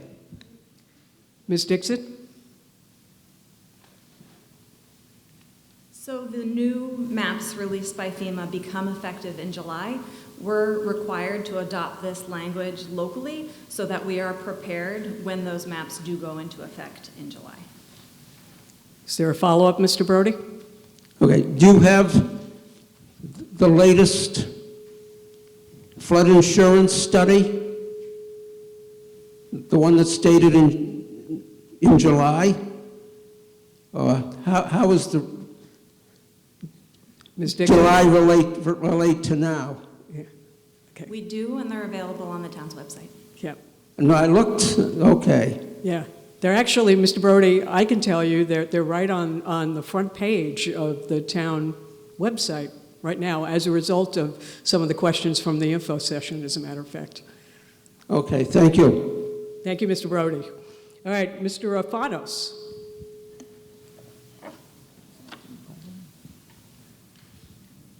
Thank you, Madam Moderator. Gregor Fanos, District 9. My question is in reference to, will this help the cost of the flood insurance for people who have to pay it? Will this increase it? Will this decrease it? Ms. Dixon? We probably don't know the answer. Mr. Fanos, I think, I may be able to answer this, that it actually will help people with eligibility for flood insurance because the town adopting these new maps entitles those people who are in the flood zones to federal flood insurance. So can't tell you if it's going to go up or down, but it's going to give them access to that federal insurance. If we don't, they potentially could lose access. Am I correct with that, Ms. Nixon? Thank you. Could I have a follow-up with that? Yep, follow-up. I did notice, reading through, that there were a lot more restrictions for building of homes in those flood zone areas. My question is more general from the aspect that we've had other laws passed down from ADUs to the MBTA community that were come down, but they weren't really finalized. So my question is this early in the process? Are we jumping the gun here like we kind of did before? And because I know there's lawsuits going on other stuff. So, Ms. Dixon, you want to take that? I think the answer is we're not jumping the gun, right? Madam Moderator, that's correct. Yeah. Either we adopt this, or we're potentially having people that will not be eligible for federal insurance. So this is federal. This isn't town of Norwood, so it's a little bit out of our control. Thank you, Madam Moderator. You're welcome, Mr. Orfanos. Smith Davis. Can you wait for the microphone, please, ma'am? And identify yourself. Susan Davis, District 6. Okay, so when the hospital flooded, most of you know, I was 4 feet under in my yard, 4 feet in my cellar. Everything I know had to be ripped out and still fixing, and thank you very much for putting a bigger pipe behind my fence. I hope it works. So far it has. We have to take flood insurance now with Liberty. We have to take some FEMA. That's what we've been doing, paying a lot of money for it. How will this affect me or people like me? Because I know there's building going on all around me anyway, so. Yeah, I'm not really sure how, it's either we adopt the flood, this is particularly about adopting the flood plain map. is how it's going to individually affect you or anyone else in this town is you can look up the new maps are online on the town website. But let me have Ms. Dixon just comment on that. Madam Moderator. So the maps, the boundaries of the maps are proposed to change. Some properties will be in the floodplain, some properties may not be in the floodplain. Those boundaries are changing. This article is not necessarily about whether or not those boundaries of the map are going to be in effect. What we are adopting here is the regulations that are required for our continued participation in the National Flood Insurance Program, which means that households who are in the floodplain, whether that's new or has always been the case, will have access to that federal flood insurance. Okay, That's so, the question that's before us. well, 26 apartments that they're going to put up right up the hill from me will probably flood us again in South Norwood. It's just more hot top and cement, so. All right, thank you, Ms. Davis. Anything else on the article? Ms. Mankiewicz.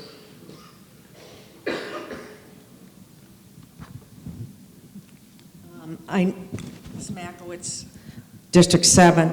How does Article 7 relate to the materials down below Section 9.1? Is the red all the stuff that the feds are requiring that we cover?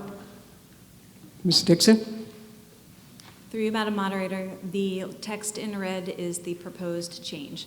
We do currently have a floodplain overlay district bylaw, and the red text that's listed in the warrant is the new language, what's proposed to be changed. Okay, this Is was there a follow-up, Ms. Mankiewicz? Follow-up question. This was done in conjunction with guidelines from the federal government? Ms. Dixon? Yes, through the Mass DCR flood hazard program, they released model bylaw language for us. We made some local tweaks, including designating a local administrator. All of that language was reviewed and approved by the state, which administers FEMA's programming. And thank you for putting the maps out in the hall there to show the new flood district. If anybody hasn't seen them and you want to know whether you're in a floodplain now, the map is out in the hall on the table. Thank you, Ms. Mankiewicz. Mr. Hall?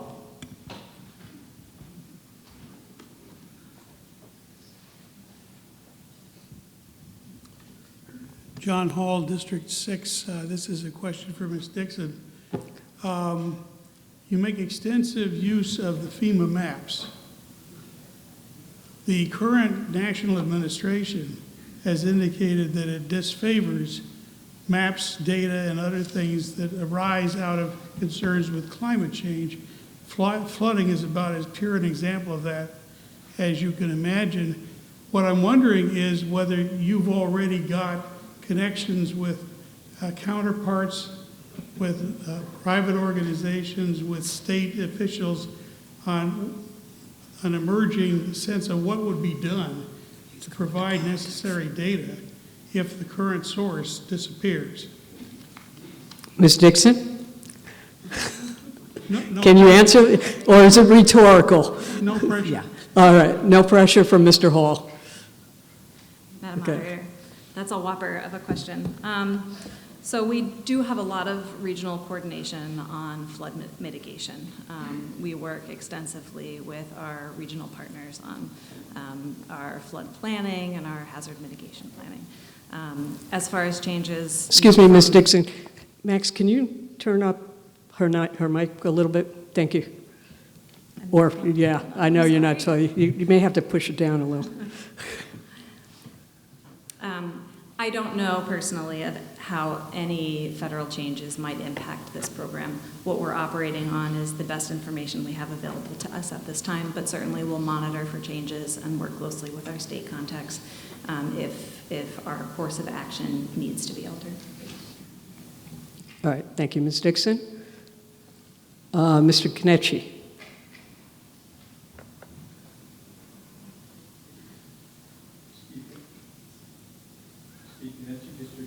No, can't hear you. I think we got it now.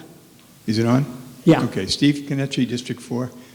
Madam Moderator, so I know that the FEMA maps are on the town's website because I saw them and I downloaded them, but they're so small that I tried printing it off and it's on an 8.5 by 11 sheet, and I couldn't tell where my house was on the map to see how I'm affected by it, and I'm wondering if there are maps at the town hall that I could get that's large enough that I can look at it. I'm assuming that everybody that wants to download that map has the same problem, because I don't see how you could find where your house is on that map.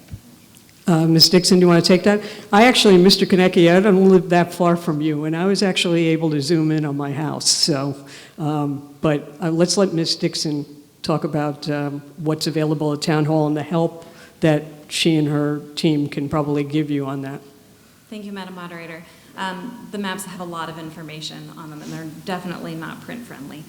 They work best when you're able to use the search feature to zoom into a particular location. We are happy to help anybody who wants more information about a particular neighborhood or their own property. You can call our office. You can also drop by Monday through Friday, 8 to 4, and we will assist you in looking up your property and maybe even printing out kind of a zoomed-in version of just that parcel. Follow-up, Mr. Konecki? Yeah, just a quick follow-up. So if you zoom in on your particular property or search for it, do you search for it by your address or by your lot number or what? Go ahead, Ms. David. Your address. Okay, thank you. Any other discussion? Okay. Ms. Barrows. Good evening. I'm Carolyn Barrows, District 8. Just in the new language 9.16. Ms. Barrows, can you just, thank you. Oh, sorry, designation of, Yeah. designation of community floodplain administrator. I'm curious if that position already exists, if it will have to be a new position that will have to be funded if we adopt this, if it's state mandated, and it says an environmental planner or other designee as directed by the general manager. So would this be a position, if filled, that we would have input on? All right, Ms. Dixon? Through you, Madam Moderator. Currently, the administrator in the bylaw is the building commissioner. So this change does propose that a different position serve in this role. The environmental planner is also known as the conservation planner, which is a current full-time position in the Department of Community Development. The language that was inserted to allow an alternate designee is intended to cover us to make sure that we have someone to serve in that position at the discretion of the manager's office if something should happen to that position, even temporarily, if we're between folks in that position. It gives us a little bit of flexibility to ensure that this important job can be covered by somebody here at town. Is there a follow-up, Ms. Barrows? Yes, please. So what I'm hearing you say is that this allows the general manager to create a new position with a new person should something temporarily happen to the person who's currently administrating this type of work. Ms. Dixon, you want to clarify? I didn't hear that, but you tell us. Through you, Madam Moderator, I could also defer to the town manager on that. My understanding of this language is that it would be appointing an existing position in town, somebody who would be responsible for taking on those responsibilities. Great, thank you very much. Thank you, Ms. Barrows. Anything else? All right, seeing no hands raised. Whoop. Now, Ms. Mankiewicz, I already called on you. Is there anyone else? All right, Ms. Mankiewicz, are you asking to speak again since there's nobody else? Ann Mankiewicz, District 7. 9.1.13. I'm not trying to insult anybody who's the conservation head, but are they familiar with all the building codes and that are being listed here as far as variances and so forth and so on? It seems to me that that's more the building commissioner as opposed to the conservation person. You want to take that, Ms. Dixon? Thank you. Through you, Madam Moderator, like all topics in land use, we do work collaboratively at Town Hall. The building commissioner, as well as conservation, planning, and zoning all do work together in the areas where perhaps there's overlap between different codes that must be enforced among our respective areas. And I have confidence that that will continue to be the case in enforcing this section of the bylaw. Thank you, Ms. Dixon. All right. Seeing no other hands, we're going to put this to a vote. This and all the zoning articles that follow is a 2/3 majority to pass. So 2/3 majority. Mr. O'Neill is at the ready. Let's open the vote. The vote is open on Article 7. To amend the zoning bylaw, Section 9.1, floodplain overlay district.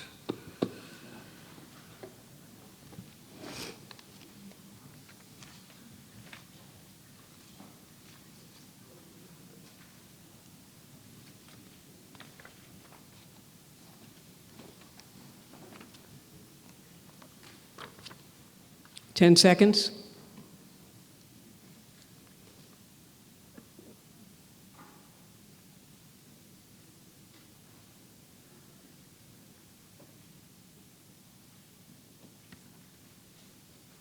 Close the vote.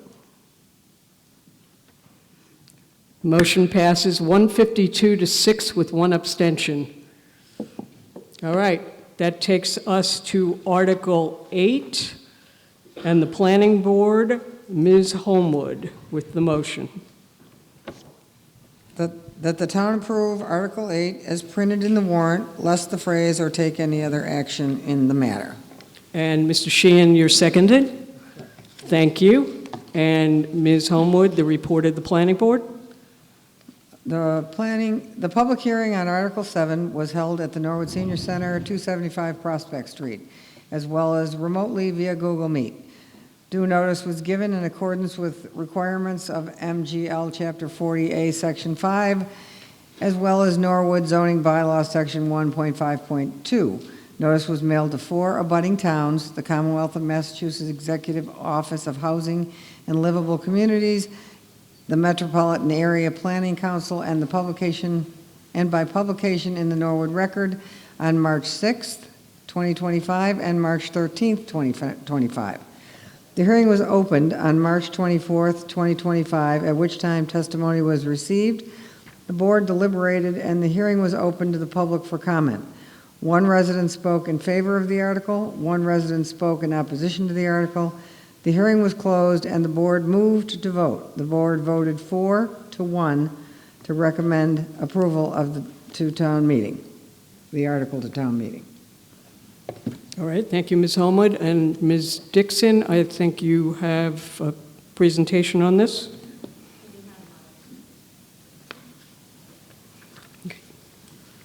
Okay, so Article 8, Section 5.3 and 5.4 of the bylaw concern changes to non-conforming structures, and we thought it might be helpful to give some basic information about the zoning language and process generally to guide town meeting's understanding of these proposed changes and to help you make an informed decision. Some helpful terms that are good to know when considering these alterations. Starting with pre-existing non-conforming. These are lots that don't currently comply with our zoning bylaws standards, but potentially did at one time. You might understand this idea having been referred to as grandfathered lots or structures before. We call it pre-existing non-conforming now, which is a little bit more accurate to describe these lots. Setback is the distance from a structure to the lot lines. There are front setbacks, side setbacks, and rear setbacks. When you build within a setback, that's called an encroachment or creating a new nonconformity. Special permits and variances are 2 specific types of zoning relief that are required at alternate times for different reasons. Zoning relief are types of permission from the town that give someone the opportunity to deviate from zoning regulations. Special permit is a more discretionary zoning, form of zoning relief. The requirement that typically the zoning board, but in some instances, planning board can grant special permits. It requires a project to demonstrate that it's not substantially more detrimental than what's currently there. It does consider impacts to abutters, to the community generally, environmental and fiscal impacts, that sort of thing. A variance is a type of zoning relief that's also defined by state law. It's less discretionary. It is a higher hurdle to meet. To qualify for a variance, a project has to demonstrate that there are unique conditions of the lot or the structures on that lot where literal compliance with the bylaw would create substantial hardship. Next slide. The process to grant relief for either a special permit or a variance requires public hearing and a supermajority vote of either the ZBA or the planning board, depending on the scenario. The hearing process carefully follows requirements and timelines of the state's Zoning Act, which can allow it to take about 60 to 90 days to go through application to potentially issuance of the special permit or variance. It can cost the applicant up to $500 in various fees, both to the board, but also to advertise as is required in the newspaper. There's a public hearing which all neighbors within 300 feet are invited by mail. So section 5.3 and 5.4 of the bylaw allow us to define locally when the zoning relief is needed for non-conforming lots and structures, which is specific to tonight's discussion, just single and two-family homes. The question that we're trying to answer here is how to decide what relief is appropriate for residential additions on pre-existing non-conforming structures. To answer this question, a working group of members of the Planning Board, Zoning Board of Appeals, staff from the Community Development and Building Departments convened to examine our current bylaw and determine whether or not that relief that is required currently in our bylaw is appropriate. With these types of answering this question, you have to carefully balance the imposition of costs, delays, and the intrusion of privacy for property owners against efforts to protect the public interest against those projects that could potentially have a negative impact on abutters and the public generally. Next slide. Okay. Article 8 reflects that group's recommendations for improvements. So quickly, we'll start by explaining the current bylaw for a series of 4 different residential additions. Here on this slide, you'll see a basic orientation to reading a plot plan. So you'll see on the bottom here, you've got your street, right? That's your right-of-way, the front lot line. On the sides here, these are your lot lines, rear and sides. The dotted line that's in the middle, those are your setbacks. So inside that dotted square, that's where you can build on your single or two-family residential home without encroaching into a setback. And then the shaded area is our single-family house for the purposes of these exercises, which were suggested to us at the info session, that drawings might be helpful for understanding this since it's a little bit wonky. Thank you for that suggestion. I hope this is helpful. Next slide, please. Okay. So let's say that this single-family home is non-conforming on area being the overall size of the lot. Properties can be non-conforming for a variety of reasons. Too small, not enough area, not enough frontage on the street, that's the distance that the front lot line runs along the street, or the building encroaches into those setbacks, or it's too close to the front, side, or rear. You can see in this diagram that it sits within the setbacks, so if it's non-conforming, it must be non-conforming on area or frontage. So currently, a special permit is needed for any addition to again, these non-conforming single or two-family residential structures that increases the habitable floor area or living space by 25% or more on a non-conforming lot. Next slide, please. So in the first example, you'll see that this is a front addition. It's small, it's about 33% to the habitable floor area, roughly. It's proposed to be constructed you can see this area in blue is the addition, within the setbacks. It does not create any new nonconformities. It does not encroach into the setbacks. If this was a nonconforming lot, let's say again on area,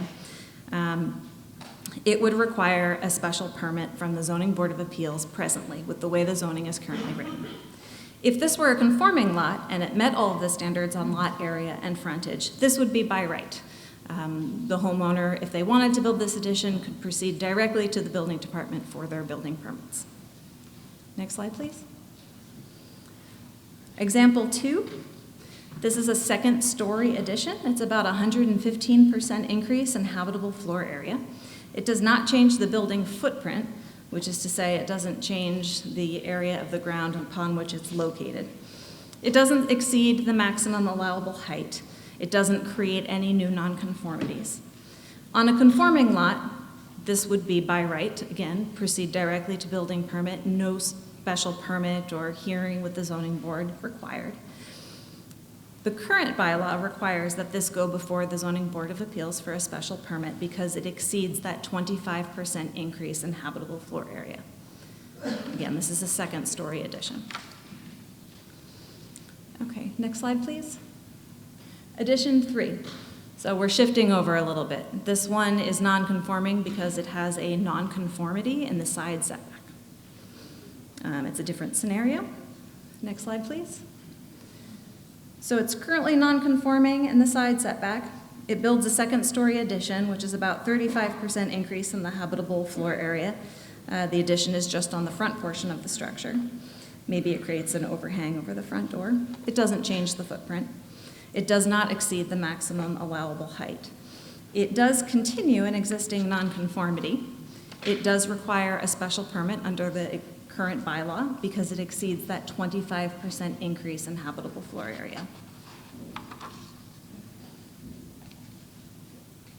Next slide, please. Okay. So for this one, it's a very large rear addition. It's over a 350% increase in floor area. It creates new nonconformities in the rear setback. You can see it goes right up to the rear lot line. It also creates new nonconformities in the side setbacks, not the front one. I apologize for this slide, that's a typo. So it's getting much closer to the neighbors than is required by the bylaw. If this were a conforming lot, it would require a variance. It would require that much more difficult standard in order to be constructed. But because it's non-conforming, and the way the bylaw is currently written, a special permit also applies to this project the same way it would the small front addition that increases by 33% and is fully within the setbacks. Next slide. Ms. Nixon, you have about 20 seconds left. Do you need more time? Please. How much more? 4 minutes 4 minutes? at the most. Okay. Mr. Hearn, you move to give Ms. Dixon 4 more minutes. Do I have a second? Ms. Gio? All right, we're going to do a voice vote. All in favor, say aye. Aye. All opposed, say no. All right, she's got 4 more minutes, Ms. Dixon. Carry on. Thank you, Madam Moderator. Okay, so briefly, this is how the proposed zoning would change if this article was adopted by town meeting. For addition 1, this would now be constructed by right? We talked about addition 1 requiring a special permit under the current conditions because it exceeds the 25%. This could be constructed by right. It's within the setbacks. It's about a 33% addition, so that's below 75%. It would require building permit review by the building commissioner to make sure, of course, that it complies with all standards of the code, but it would not require relief under the zoning board. The functional change and outcomes for this part of our changes, these are almost always approved by the Zoning Board of Appeals. Special permits for home additions of this size are rarely, if ever, denied because rarely, if ever, projects of this scale meet the criteria of a special permit denial, which again is about detriment to the neighbors. Upon looking through a review of the zoning board's activity in the last several years, we were not able to locate instances where additions of this size were denied or found to be substantially detrimental. So the impact of this change is very little. These types of additions are being constructed now with special permit relief from the board, but they are being constructed after a delay and, fees to the homeowner and the public hearing process. Next slide. In our second-story addition, the current zoning requires a special permit. If these changes were enacted, this would continue to require a special permit. It would be by right for a conforming lot, but because this exceeds 75% increase in habitable floor area, what is proposed would be to continue to require special permit review just to screen for any potential negative impacts to neighbors. Next slide. In scenario 3, this continues the existing nonconformity vertically. It doesn't get any closer to the side lot line, but it continues that nonconformity upwards. This would continue to require a special permit because it would continue to require a special permit. Next slide. Okay, this is a significant change. We discussed that under the current zoning, this large rear setback that goes all the way to the lot lines and creates a new nonconformity would require a special permit. Under the proposed zoning, this would now require a variance, which is consistent with conforming lots that achieves a more level playing field across pre-existing, non-conforming, and conforming homes. The language that you see struck in section 5.3 is what achieves this change. So that wherever you are, if you're creating a new encroachment and you are getting closer to your neighbors by building in a setback, that requires a variance no matter where you are. Next slide. In conclusion, the outcomes of these proposed changes to non-conforming residential lots, it would achieve these things. The smallest additions with the least impact to abutters become easier to build by right. Non-compliant additions with the most potential negative impact to abutters become harder to build, now requiring variances. Larger additions that comply with zoning but are larger in scale continue to require the existing level of review, which is a special permit by the Zoning Board of Appeals. In doing so, residents and builders are then incentivized to design additions within the lot lines, which is what we see on conforming properties. That's all. That's it. Thank you. Thank you, Ms. Dixon. All right. I have several registered speakers on this article, starting with Carolyn Barrow, District 8. And Ms. Barrow, can you hold the mic close so we all want to hear what you have to say, please? Thank you. Okay, good evening again. Thank you, Madam Moderator. I have a few comments and And then... you're going to tell me who you are. Sorry, Carolyn Barrows, District 8. Thank Thank you.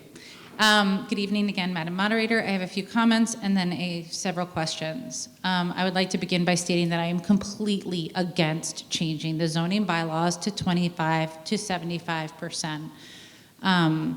I have personal experience with changed bylaws and the residual impacts of those bylaws that can no longer be changed after we pass this. And I believe that actually many of us do have these negative impacts of constructions on properties that are by right. Changing this bylaw from 25 to 75% gives increased by right allowances to property owners and construction companies, regardless of how their construction impacts their neighbors, because we no longer have a way to speak out if we are against them or have our voices heard.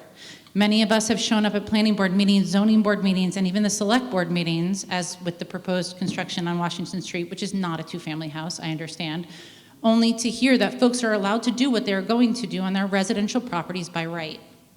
We have a situation ongoing with David Spiegel at 596 at this very moment, taking down trees based on a 2022 OOC order for parking lot, despite the fact that this body here in this space voted to maintain the property as residential in order to preserve the green space.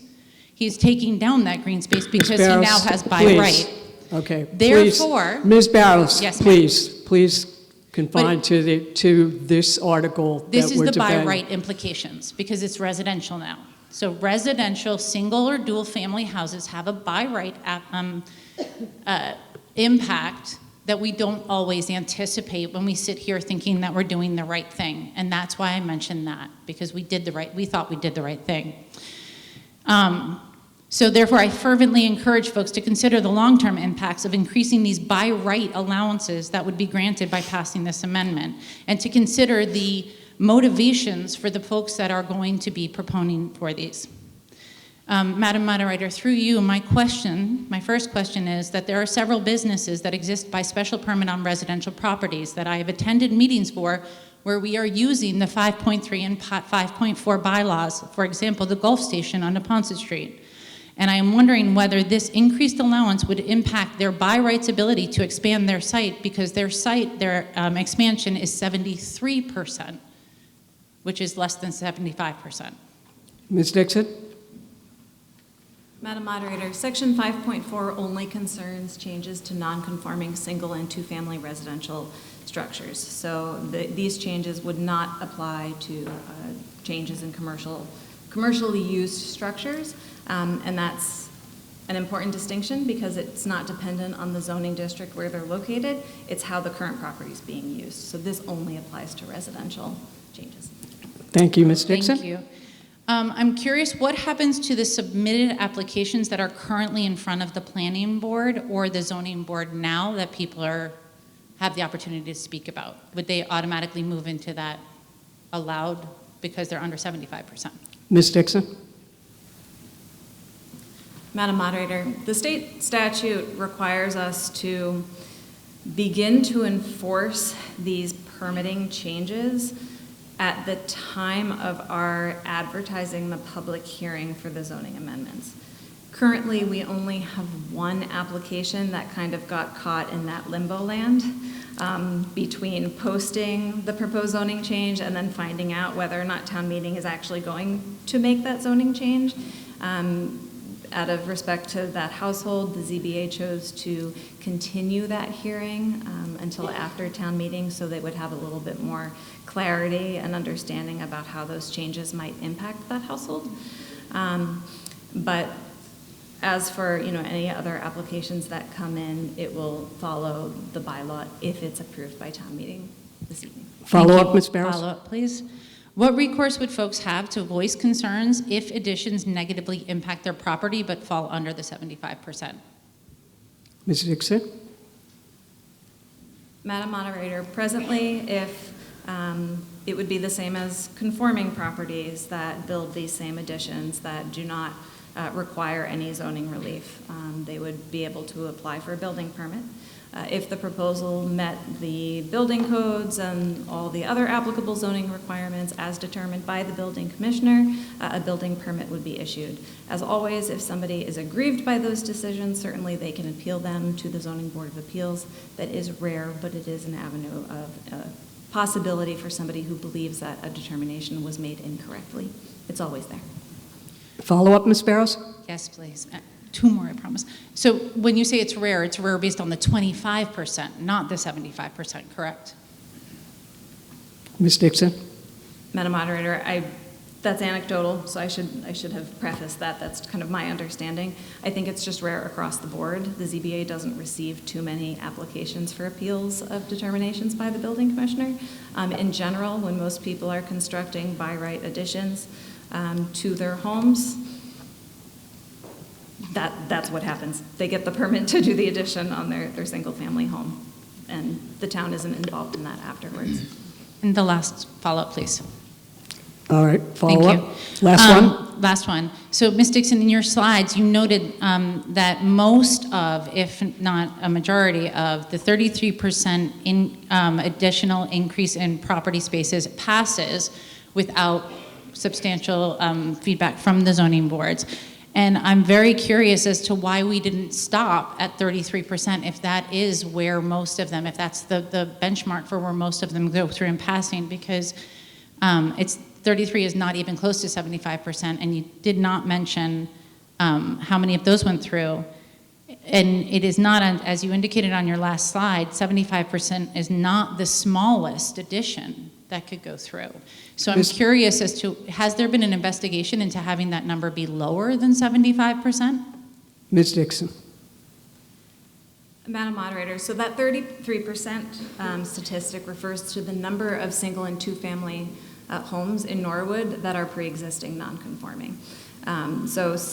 The other remaining majority are conforming. They have the requisite amount of area, frontage, they don't sit in any setbacks, and therefore Section 5.4 of the bylaw does not apply.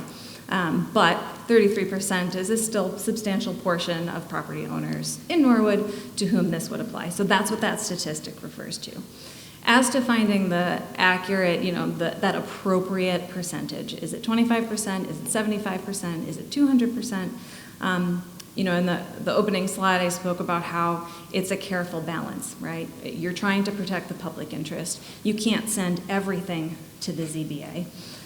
But at the same time, we shouldn't send nothing to the ZBA, right? What's the public interests being served? Right now, it's at 25%, and the working group's task was to examine that and say, is this effective? And the conclusion was that at 25%, if virtually everything is being approved, is that an effective use of government review? If many of those cases were being denied, some of them were being denied, or even being approved with substantial conditions that would mitigate any potential negative impact to abutters, that would have been, I think, a different conversation. Our study of board activity does not support that. So the working group did float numbers, I think anywhere between 25 and 125. 75% is an amount that was settled on because it still sends all of the second story additions to the zoning board for review, because that's typically 100% change or more. And we do see a fair number of those where, a ranch or a bungalow adds a second story and that creates a colonial. That's fairly common, especially in this housing market. So those would continue to go to the ZBA with this upper limit set at 75%. Thank you. You bring up a good point about moving that space back, because that's the more increased removal of trees. So if they're expanding 75% back on their lot, they'll be removing more trees that might be between their house and their neighbors' houses. So again, I stand firmly opposed to this increase. I think it's way too large. I hope that my peers in this body... Thank you, Ms. Bass. Mr. Hearn?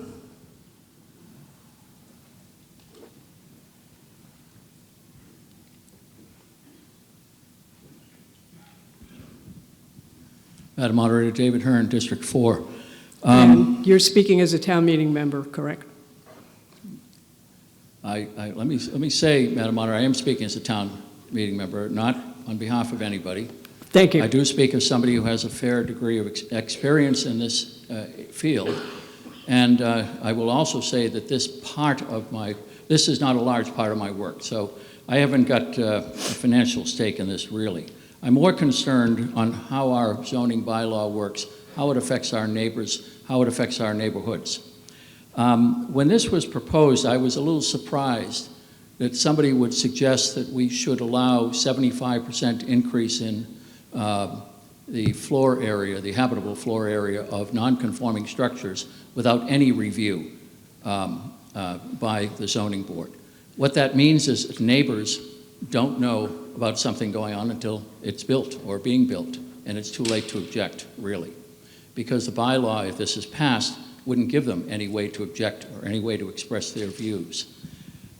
We've heard that the zoning board on a regular basis approves these types of applications, and that's a fact, they do. And most of the applications that come before the zoning board for special permits to add on to non-conforming single and two-family houses are good ideas, and nobody objects. Neighbors show up sometimes just to find out what it's all about.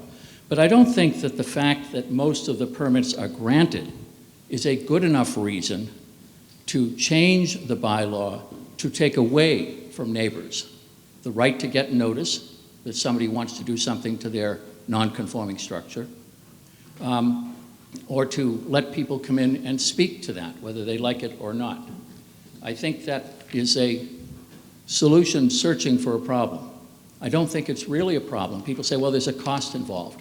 Yeah, there is a cost involved. If there's a cost involved, you can do almost anything. Add on to your house, it adds to the cost somewhat. It may add to the delay, but it's not uncommon.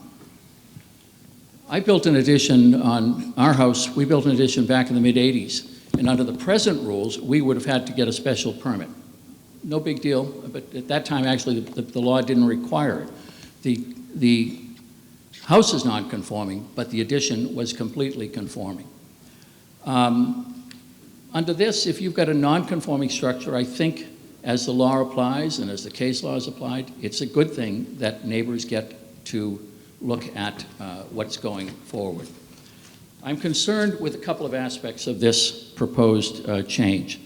5.3.3, the change is to strike the language that says except as provided in section 5.4 below with regard to single and two-family residential structures. It's understood by some that the effect of that will be to require a variance if you don't fall into the, if you rather propose a change to your house that might increase an existing nonconformity, maybe as to lot coverage, maybe as to the height of the building or something like that. What a lot of people don't know is that variances are nearly impossible to get these days. And that's not because of the boards, it's because of the law as it has developed. The law was much more lenient and the boards were much more lenient years ago. So if we somehow create it so that people with the single and two-family houses have to get a variance, we are essentially foreclosing them from getting that because the requirements are so strict in terms of proving a hardship related to soil conditions, topography, or size or shape of the lot, not the size of the lot, shape of the lot. Most people can't satisfy those requirements and they wouldn't get a variance. I don't think that the board is overworked, and I have the utmost respect for the board. There are a bunch of volunteers that work hard and think hard. But it's not as if our government resources are being overwhelmed. They meet once a month. They used to meet twice a month. They have a docket with 3 or 4 cases most of the time. Most of the time it goes maybe a couple of hours. And it is a valuable opportunity for people in neighborhoods to see what is going on with respect to their neighbors' proposals. I think that we have something here where a proposal goes too far. 75%, as one of the prior speaker mentioned, seems to be an awful lot of an increase to allow that. The board could still grant that, but by special permit. But to have it go through without any review by the board, without any notice to the neighbors, I think is to go too far. So I would think we could leave the bylaw as it is. There is review by the inspector of buildings, the building commissioner. There is review by the board in appropriate cases. Neighbors have an opportunity to show up and comment on something. Even some of these things that we saw tonight in the drawings, and they're tough to really understand. Those pictures aren't always worth 1,000 words, but from what I've seen on plenty of these cases. But I would say that there are additions that would be allowed under the 75% rule that could have a detrimental effect on neighbors. All of a sudden, you've got a much bigger addition, might be putting shadow on your yard, otherwise affect you in a way that perhaps you wish you'd had an opportunity to comment on and speak to a board about. I would ask the body not to approve this. I think it's unnecessary. I think the system works reasonably well and protects both the property owners who want to add on to their homes and the neighbors who want to know what's going on in the neighborhood. So I would ask that the body vote no on the proposal. Thank you. Thank you, Mr. Hearn. All right, the next registered speaker is Ms. Homewood. And Ms. Homewood, you're talking as a town meeting member now? That's correct. You might want to move? Yeah, you might want to go over there rather than sitting with your board. If I can get up.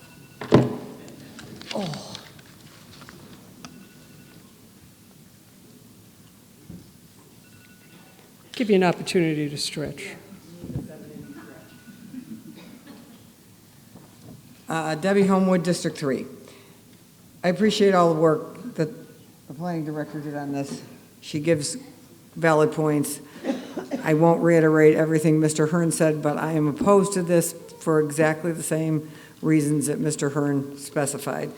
I think the public hearing process is so important, and we don't say no, and I'm not trying to penalize anybody or say they can't have it, but the examples that Sarah gave, which are great, they don't really translate out in my experience to that neat of a little package. They're on the board, they look great, and then they get in front of us or the zoning board and it ain't so simple. So the public hearing process is invaluable. So everybody has rights, both sides. And I encourage people, come to our meetings, come to the ZBA meetings. Not the most thrilling things in the world, but kind of interesting. But you have your say, and if we go to 75%, Sarah knows I'm mathematically challenged, but if you take 1,000 square foot house and you give them 75%, that's another 750 square feet. And if we go down to a 3,000 square foot house, they're getting 2,250. Now, I'm not saying they shouldn't, but I'm saying that the person that's next door to them should get their public hearing process. And again, I do appreciate that we had a focus group or a working group? A working group. I just hope that we don't give away the public hearing process. Thank you. All right, thank you, Ms. Homewood. That is it for registered speakers. Ms. Donahue. Thank you, Madam Chair. Helen Donahue, District 6. I agree entirely with Mrs. Homewood and Mr. Hearn. The public hearing process is so valuable to town meeting representatives, residents of the town. Another thing that hasn't been discussed here this evening is the increase in the space is proposed for an increase in use.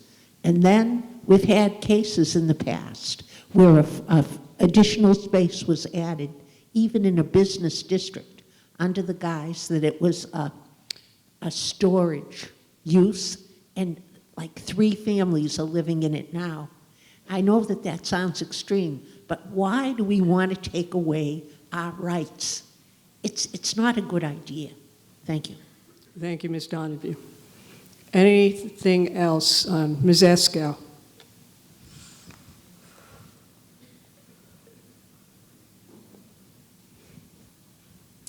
Thank you, Madam Moderator. Tony Esco, District 5. I want to thank the Planning Board for the visual descriptions. They are very helpful. I'm very familiar with the process, as we are one of those bungalows many years ago that had a second floor increased by 100%, and we had 4 variances and a special permit. I feel if homeowners want to expand their house, if they're able to afford an addition, then I'm sure they can also put in their planning affording a fee.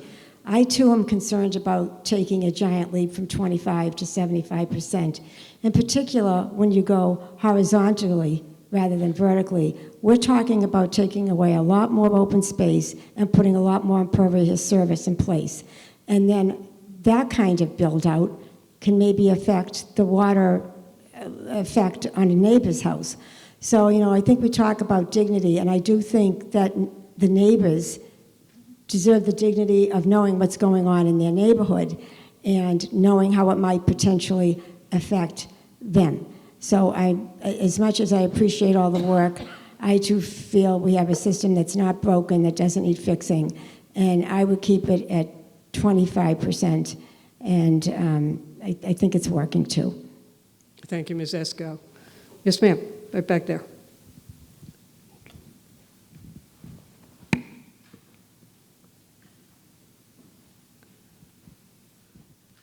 Thank you, Madam Moderator. Gail Ladani, District 8, Town Meeting Member. I have to agree with Carolyn and all the other speakers who have spoken. Increasing the size of these properties, you have to go through the process because we have to see, what are you doing? Are you removing a lot of trees? What is this going to, give to your neighbors? We have to care about our neighbors. So I don't see the need to increase it. It's working. As everyone said, it's not broken. It gives the abutters an opportunity to see what's going on and have a say. It doesn't mean they're not going to get it. It just means full disclosure, we get to see what's going on. It's not broken. Let's leave it alone. Thank you. Thank you. Ms. Makowitz?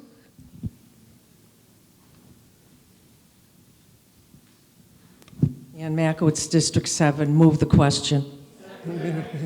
Ms. Sobchak seconds that. The question has been moved. That takes a 2/3 vote. And the voting is now open on moving the question.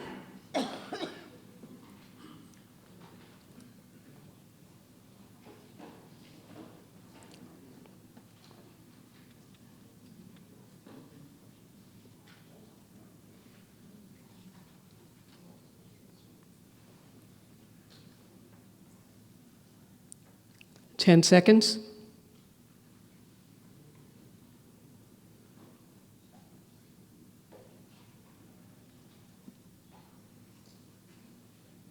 Let's close the vote. All right. Question has been moved. It passes 131 to 21 with 2 abstentions. We now go to Article 8, and that is as printed in the warrant. It's basically to change the non-conforming single and two-family residential structures percentages. I'm going to, again, this is a 2/3 vote. We're going to open the vote.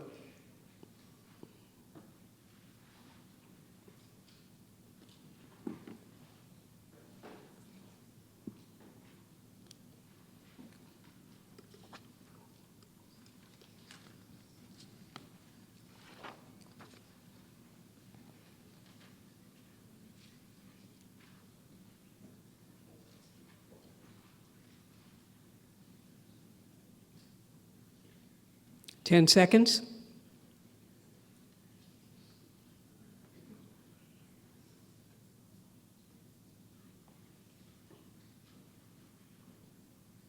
Let's close the vote.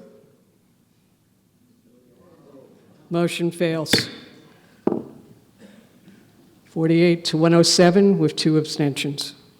All right, that takes us to Article 9. Ms. Homewood with the motion. Hello. That the town approve Article 9 is printed in the warrant, lest the phrase "or take any other action" in the matter. Mr. Sheehan? Mr. Sheehan is seconded. And with the report, Ms. Homewood.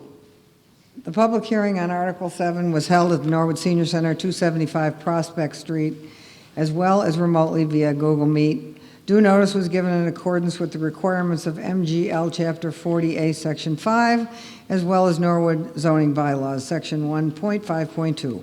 Notice was mailed to 4 abutting towns, Commonwealth of Massachusetts Executive Office of Housing and Livable Communities, and Metropolitan Area Planning Council by publication in the Norwood Record on March 6, 2025 and March 13, 2025.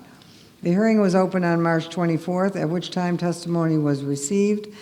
The board deliberated, the hearing was closed, and the board moved to vote. No members of the public offered any comment.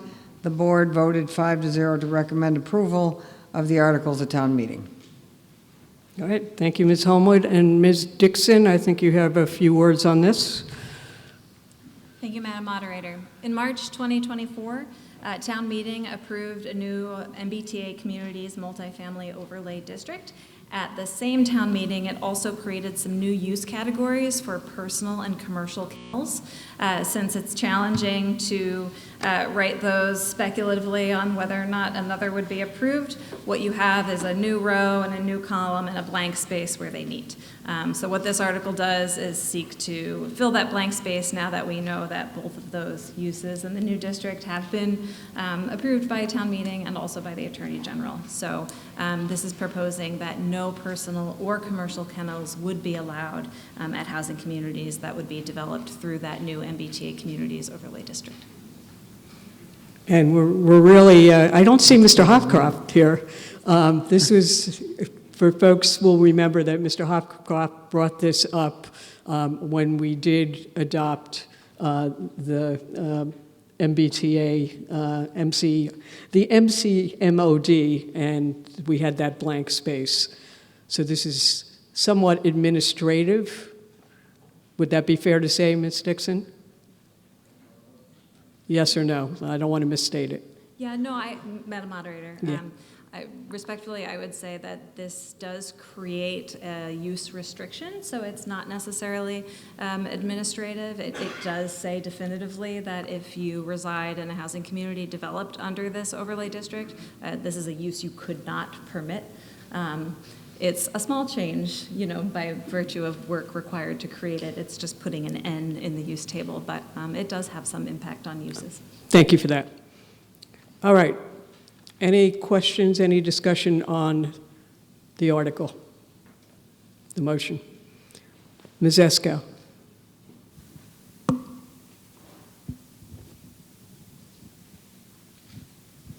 Thank you, Tony Esco, District 5. Just to make this a little bit more personal, I actually experienced this conflict. I had the pleasure of meeting with the Guild family when they visited here and went to Old Parish Cemetery in April, and there's a kennel right next to Old Parish Cemetery. And the dogs were barking, and there's a van that came in, and it was so crowded. And I looked at Patty Fanning, who was there, and I'm going like, really? So this, Old Parish is near, as you know, not far from the train station. So we actually have an example of this conflict in existence. And so it does need to be cleaned up. So I'm in favor of this completely. Thank you, Ms. Esco. Anything further? Yes, sir.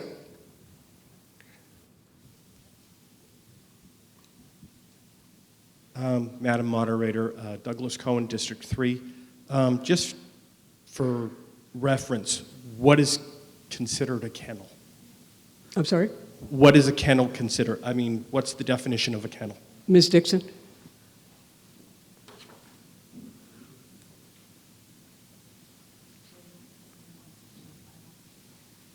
Madam Moderator, 3 or more animals? Yes, that's what we changed it to last year, was 3 or more. And commercial is breeding, for commercial sale. Personal is in your home for personal sale. Is there a follow-up? Apologies, I don't have No, the ma'am. language we drafted last year. Thank you, Ms. Dixon. Ms. Taylor? Jean Taylor, District 8. I know there's a conflict of interest. Could you, through the moderator, tell me what will happen with a business that is in existence right now? Ms. Dixon? Are they grandfathered or? Madam Moderator, any pre-existing non-conforming uses would continue to be permitted as pre-existing non-conforming uses. However, that being said, the MBTA Communities Multifamily Overlay District is a new district, and although there's been a permit issued or site plan review issued, nothing's been constructed yet. So there are currently no housing units, right, that are constructed in that district. So there are in the underlying zoning, but not in the overlay. Is there a follow-up, Ms. Taylor? No, that answers the question. Thank you. Thank you. Any other discussion? Yes, ma'am, right there.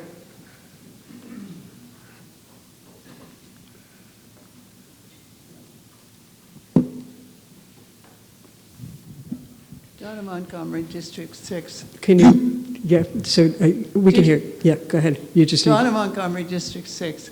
I just want to clarify, if you own 4 dogs and you have 4 dogs houses in your backyard, but they're your personal dogs, that is not going to be considered to be a kennel, is it? Do we need Ms. Jones to come and answer that question? Who's going to take it? Ms. Jones?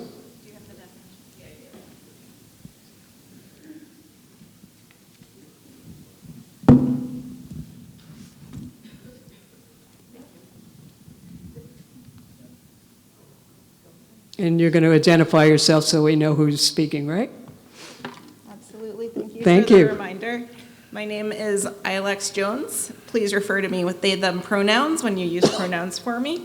I am a representative of District 6, and I am the Assistant Director of Community Development, and I have the definition of personal kennel on my laptop here. So a personal kennel was added to the table of use last year, distinct from commercial kennel. A personal kennel is defined as a pack or collection of more than 3 dogs, so 4 dogs or greater, more than 3, 3 months or older, owned or kept under single ownership for private personal use, provided, however, that breeding of personally owned dogs may take place for the purpose of improving, exhibiting, or showing the breed, or for use in legal sporting activity or for other personal reasons. Provided further that selling, trading, bartering, or distributing such breeding from a personal kennel shall be to other breeders or individuals by private sale only and not to wholesalers, brokers, or pet shops. Provided further that a personal kennel shall not sell, trade, barter, or distribute a dog not bred from its personally owned dog.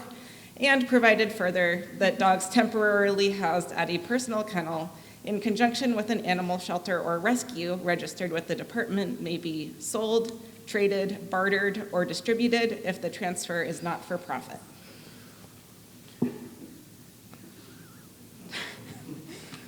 Does that answer your question, or do you have a follow-up on that?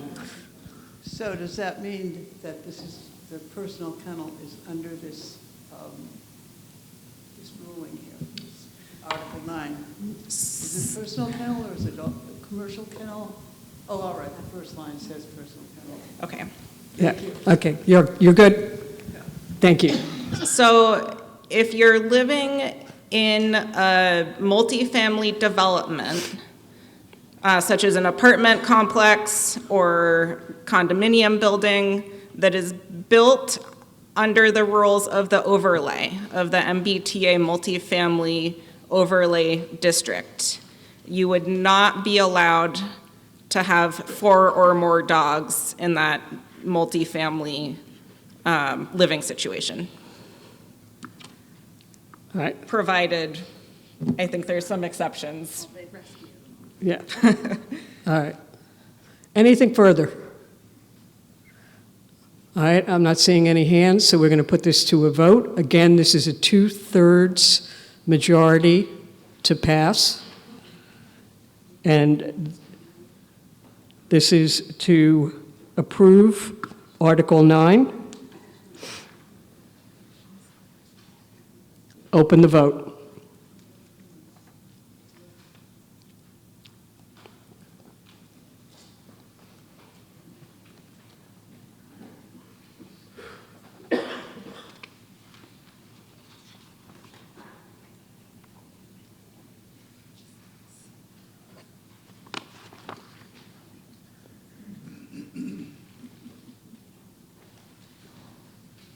Ten seconds.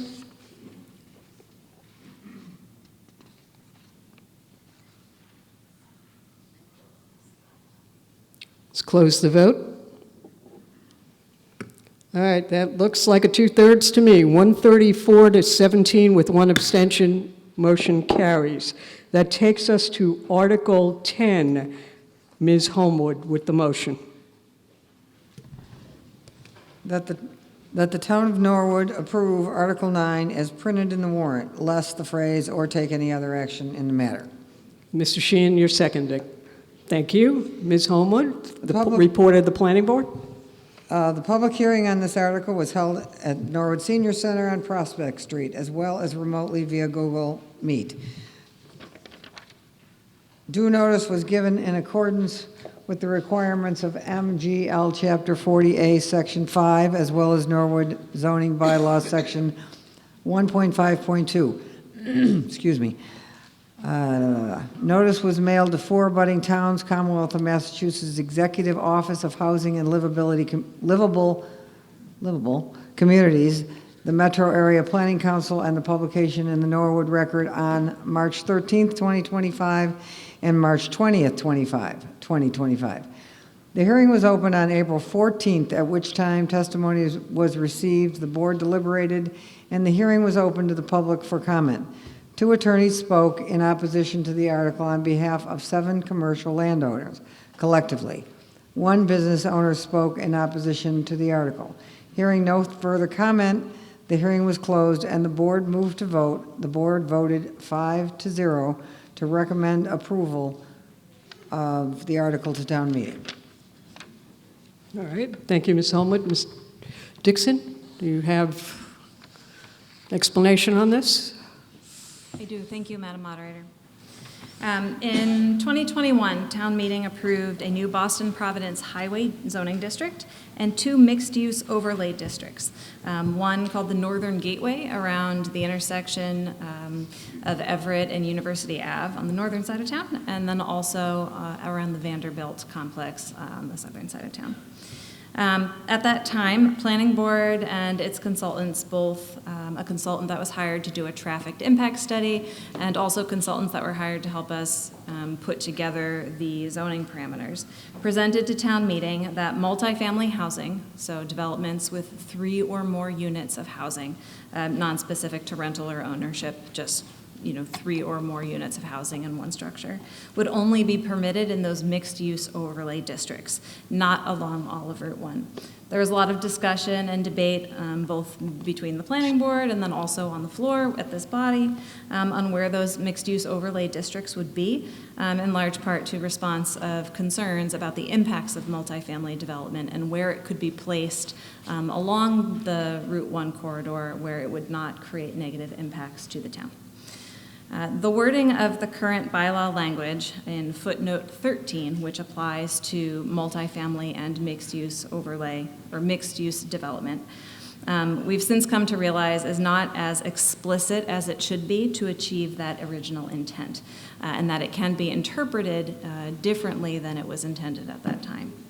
So as currently written, multifamily housing without any special regulation could be allowed by special permit from the planning board along all of Route 1 and is not specific to those mixed-use overlay districts where we do have special regulation to concern the development that would occur. This article seeks to clarify that footnote to be very explicit and to align the bylaw with town meeting and planning board's original intent back in 2021. Thank you. Thank you, Ms. Dixon. I have several registered speakers for this one. And Ms. Barrows, you're first up. Carolyn Barrows, District 8. Thank you, Madam Moderator, and thank you to the body. I know I've spoken a lot and I have a lot of questions, and I appreciate your patience with me tonight. I am incredibly grateful for the boards to be taking a very close look at this because I think the impact of the zoning laws that were changed during COVID had some impacts that we weren't all familiar with, but now in my particular neighborhood, we're being directly impacted by, as is the whole town, since there are currently lawsuits. So I am just asking for a few more moments for clarifying questions regarding the zoning motion that's about to take place. My first question, Madam Moderator, is by passing this motion, will property owners be given increased by rights allowances in any way to build on their properties than they currently have? Ms. Dixon?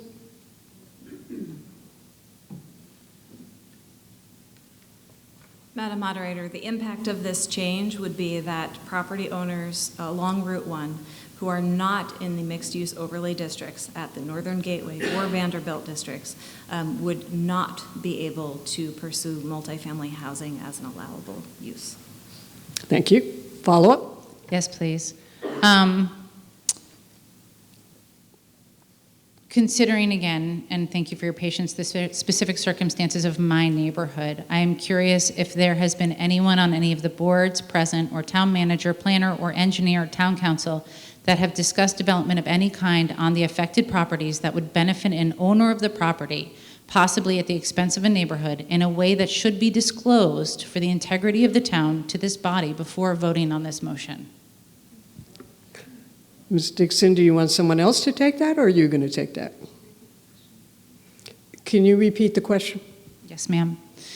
Considering the very specific circumstances of my neighborhood, And what is your neighborhood? It's where the 596 Neponset district is being developed by David Spiegel. That was commercial and then made to be residential, where he's now taking down multiple trees with no recourse because it's been And shifted. so it is in the Boston Providence Highway Yes, it was district. changed under this overlay district and then changed back. Okay. And yeah, All thank right, you. so considering your neighborhood, yes, go ahead. Thank you. I'm wondering if there has been anyone on any of the boards present, or the town manager and planner, or the engineer, or town council that have discussed the development of any kind of the affected properties that would benefit an owner of the property, possibly at the expense of a neighborhood, in a way that should be disclosed for the integrity of this town and this body before we vote on this motion.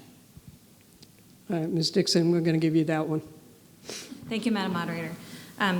This proposed article does not add any new uses. There are no new uses that would be added to any property along Route 1 that would be of particular benefit to an individual property owner necessarily. This would remove the ability to develop multifamily housing in those BPH properties that are not in a mixed-use overlay district.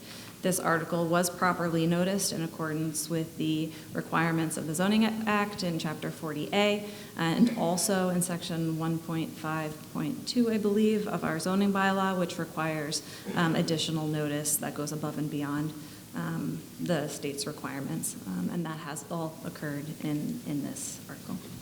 All right, Ms. Barrows, follow-up? Just thank you very much, and if I'm understanding this correctly, I fully support the passing of this measure to limit the restrictions of building on Route 1. Thank you. All right, thank you. All right, I have Ms. Hested.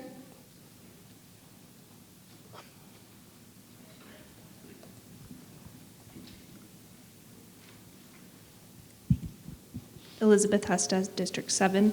I know we're here today to reaffirm what town meeting voted on a few years ago. I was a member of that town meeting, but I am going to vote against this edit for a few reasons. I don't agree that these two spots are uniquely qualified for housing. At a recent planning board meeting, members of the board discussed other places on the BPH district that could be appropriate for housing, like near Pendergast Circle or Dean Street. I don't think that there's anything special about the Northern Gateway or Vanderbilt that make them better for housing. We know that the region is in a housing crisis, which can't be fixed by blocking more housing. You may think, Beth, you missed the last 2 nights of meetings where we were talking about a structural deficit and increasing school enrollment. How can we possibly care about regional housing when we have these problems? I would say, first off, multifamily housing is a municipal revenue stream. The permit costs are larger, which gives us more free cash, and in most cases, the tax income outweighs the services provided. Through you, Madam Moderator, can I get confirmation that the Avalons provide income, that our most multifamily developments provide more tax revenue than they receive in services? All right. I think Mr. Mizuko is probably going to take that one. Thank you, Madam Moderator. In general, yes. So if you take a typical 150-unit apartment complex, it's usually a simpler process for water and sewer in, and the tax it generates based on the number of units and the impact on services. But I just caution that's very general. I think the concern here, and I would defer to the planning director who's far more knowledgeable in this than I am, this site could hold a number of units. We're looking 600, 700, 800 units. So if you talk about smaller complexes in sort of isolated areas, that doesn't have a large impact. A large complex in one area might have a larger impact per unit, if you will, just given the density over a large complex. Yes. All right, Ms. Hested, a follow-up? Thank you. Nope. Okay. Okay. And then, so also, I mean, I understand that manufacturing, so I'm still economic here, that they, manufacturing commercial bring in more money than residential. If the demand for housing is higher than commercial, how long, this is a rhetorical question, how long do we forego income from commercial that is not showing up? I know that there's some properties on BPH that have been sitting empty for a while. And then I do just want to also mention for one of the other concerns I hear about housing, if we allowed housing, is that school enrollments are rising, but they're actually still not at their highest levels. 2024, the local public school enrollments were 3,345. That is below where it was at its peak in 2004 of 3,648. So I just wanted to throw all those out there. So I know we're here to clarify that housing is not allowed. All right, But let's, I do think it let's is an stick to, opportunity let's to stick to expand. the article and the motion, please. Yes. Thank No, you. I'm saying we should Yeah. use this Thank you. opportunity. All right, Mr. Hearn, I have you as next registered speaker.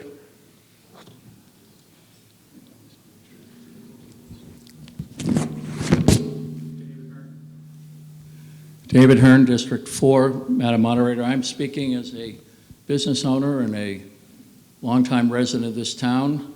I'm not speaking on behalf of anybody that I may have spoken on behalf of at other occasions. I am speaking for myself. 4 years ago, town meeting passed the Boston-Providence Highway District zoning bylaw. I had advocated for that for years because the hodgepodge of what we used to have on Route 1 was detrimental to our community, to the businesses of our community, to attracting new life along Route 1. And the body overwhelmingly passed that bylaw. As passed, that bylaw allowed for multifamily housing along Route 1. Certainly there were special provisions made for the two mixed-use overlay districts, the Northern Gateway and the Vanderbilt Park. But the bylaw as written did not prohibit, in fact allows, and that's been admitted, it allows multifamily housing on Route 1. This is not a clarification. This is actually a substantive change. And language is important, the words are important. This is a substantive change that would take away the opportunity for people to develop property on Route 1 for mixed use that might include multifamily housing along with commercial uses or straight multifamily housing. Now people are afraid, I'm sure, we hear this, we've heard this for years, that we've got too many apartments, Route 1 will be overrun with apartments and it will take away from the commercial tax base. Well, if you look at the commercial tax base on Route 1, there hasn't been a lot of change in the last 4 years. In fact, there are a couple of properties that have been vacant for the last few years and are just sitting there waiting for something to be done with them. But we talk about the car dealers, and I've represented some over the years. The car business is in a state of possible change where people are buying cars differently. They may not be there forever, paying the taxes and employing people and helping to support our town.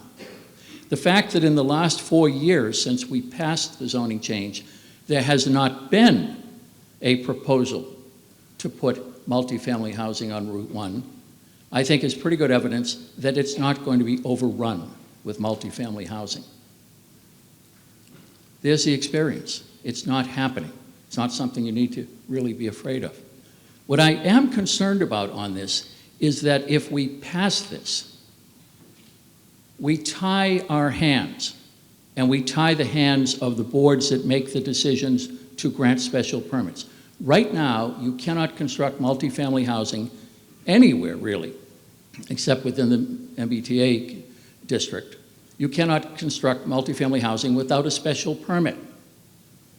And most of those are set up to be reviewed by the planning board, some by the zoning board, some by the planning board. But you cannot do that without review by a board that is responsible to the people of this town.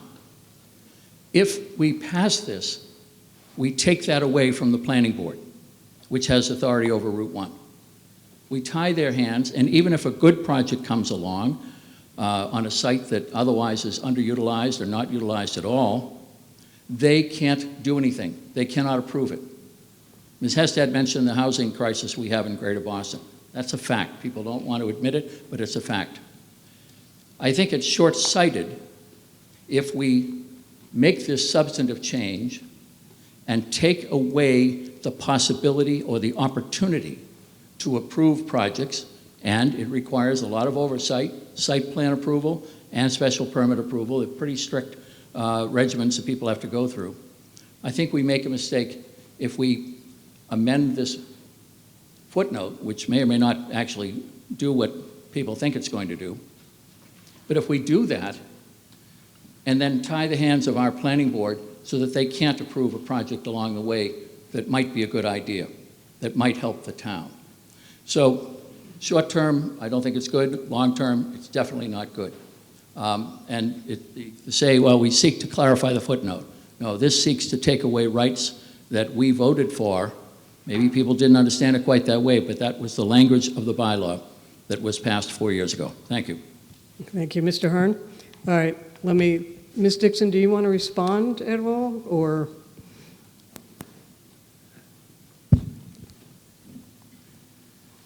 Thank you, Madam Moderator. I just want to clarify, this article is not specific to a single property. There's no single project that's up for discussion or debate. This is to clarify what uses are permitted throughout the entire Boston Providence Highway District. So I think that's important to clarify. I also want to clarify that the public process that the Planning Board engaged in 2021 at that time considered, again, impact studies. A traffic study was conducted. A lot of engagement was done with members of the community. And so this article seeks to bring the bylaw into compliance with the outcome of that public process. We've had a lot of conversations in the community about housing in the last couple of years, and many of us worked laboriously on the MBTA community's zoning, which contains a lot of special regulation with scalpel level precision about how to construct multifamily housing in our community in a way that makes sense for us. There's regulations about landscaping, buffers against other residential neighbors, there's stormwater design requirements. There's a lot of special regulation there to make sure that any multifamily housing that's developed is appropriate. We don't have any of those special regulations for multifamily housing that's constructed throughout the entire Route 1 corridor. And I think it's fair to say, based on our review of all of the studies we did in 2021 and all the discussions that we had, and even the presentation we made to town meeting at that time, that was not contemplated, right? That's why those regulations are not included in the bylaw at this time. The town's going through a comprehensive planning process right now. And we expect that, this time next year, we will have a comprehensive plan that shows us a large view of where the community wants to go in the next 10 years, and perhaps looking at other opportunities for multifamily housing development will be in that plan. And at that time, we can have that discussion and engage in a full public process, do the studies, write the regulations, and find a way to make that make sense for us. Right now, what we're proposing, it is a substantive change because, as Attorney Hearn correctly pointed out, it does remove this use. It's not just a technical correction or a housekeeping item. At the same time, this isn't a use that was vetted or studied or the subject of the extensive public process that should write our zoning and drive our planning efforts, and that's the intention behind this article. Thank you. All right, let's open it up. Way in the back. Hello, John Carbone, District 9. We hear a lot of concern and we hear a lot of back and forth. And I think sometimes, fear can disguise itself as caution and concern. But in this case, with logic, I applaud the planning board and Ms. Dixon for clearing this up. Finally, we have something that puts the priority of the town ahead of whatever problem the city has or Massachusetts. I want to help everyone too, but we have pressing issues here. We heard last meeting the schools are being categorized by unsafe. I don't get how opening up Route 1 to anyone that wants to build after we already passed over 2,000 apartments approved for the MBTA zoning. I don't get why we're pretending like that hasn't happened. I think this would be reckless to vote against it, and I think this is responsible and sustainable. I don't see any reason why we need to then open up all of Route 1. I know I just said that, but I think there's ulterior motives for voting against this, and I don't think the priority should be alleviating Boston's problems or housing in general. We are already trying to do that. We've been doing that for years. This actually helps the current residents, the current people it needs, try to get back on their feet and become more sustainable here. Thank you, Mr. Carbone.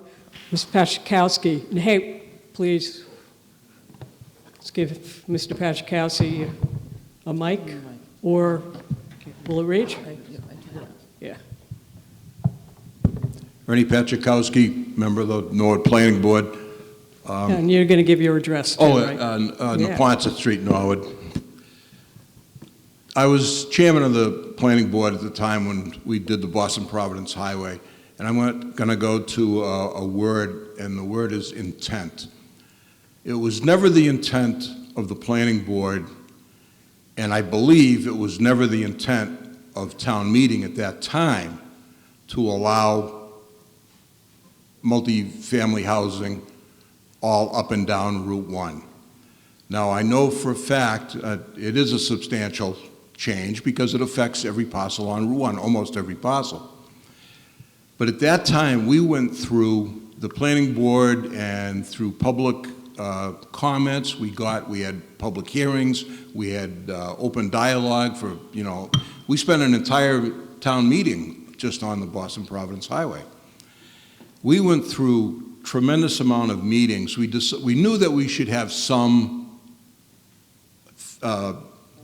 residential on Route 1, but where? And we went through countless hours of negotiation and talking. Where should we put it? We narrowed it down to 4. We thought that was too much. Route 1 is our commercial center, and we did not want to open it all up.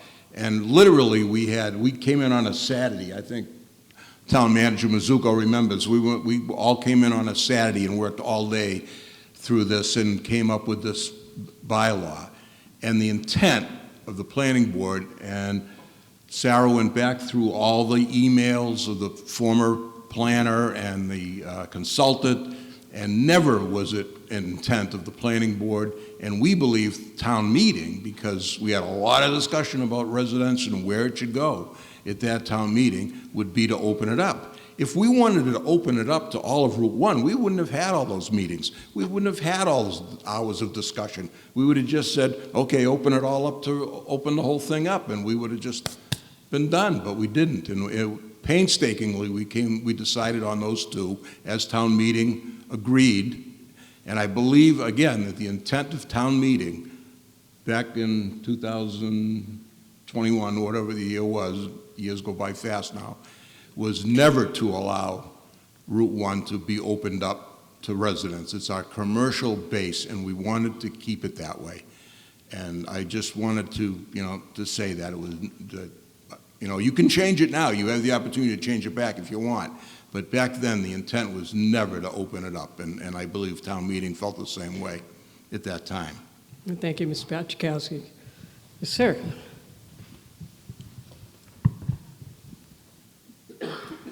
Thank you, Madam Moderator. Anthony Ketchel, District 7.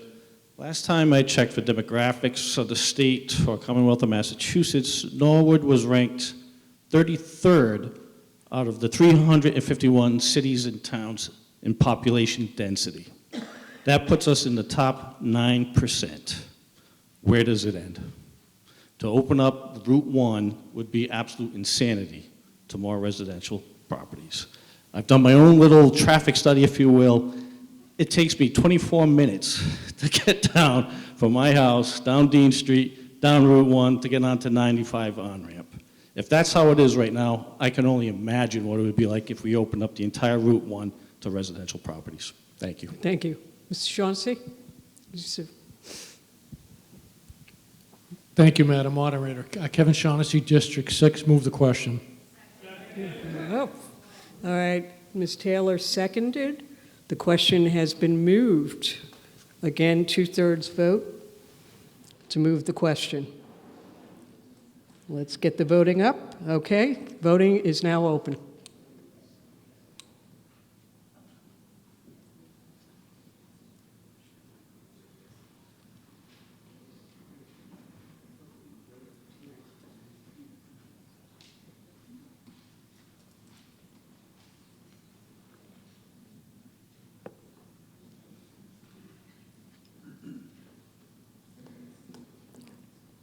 Ten seconds.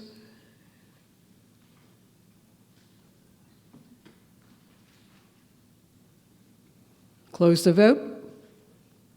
All right, the question has been moved, 128 to 22 with one abstention.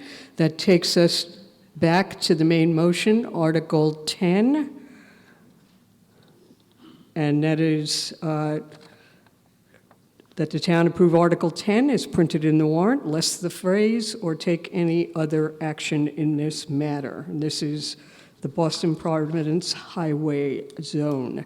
Voting is now open. It's a 2/3 vote to pass.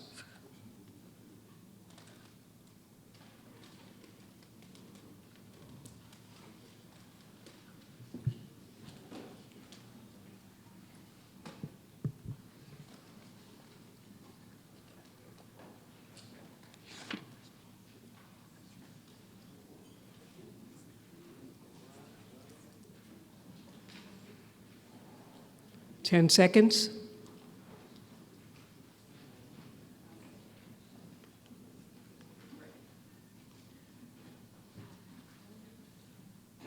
Let's close the vote.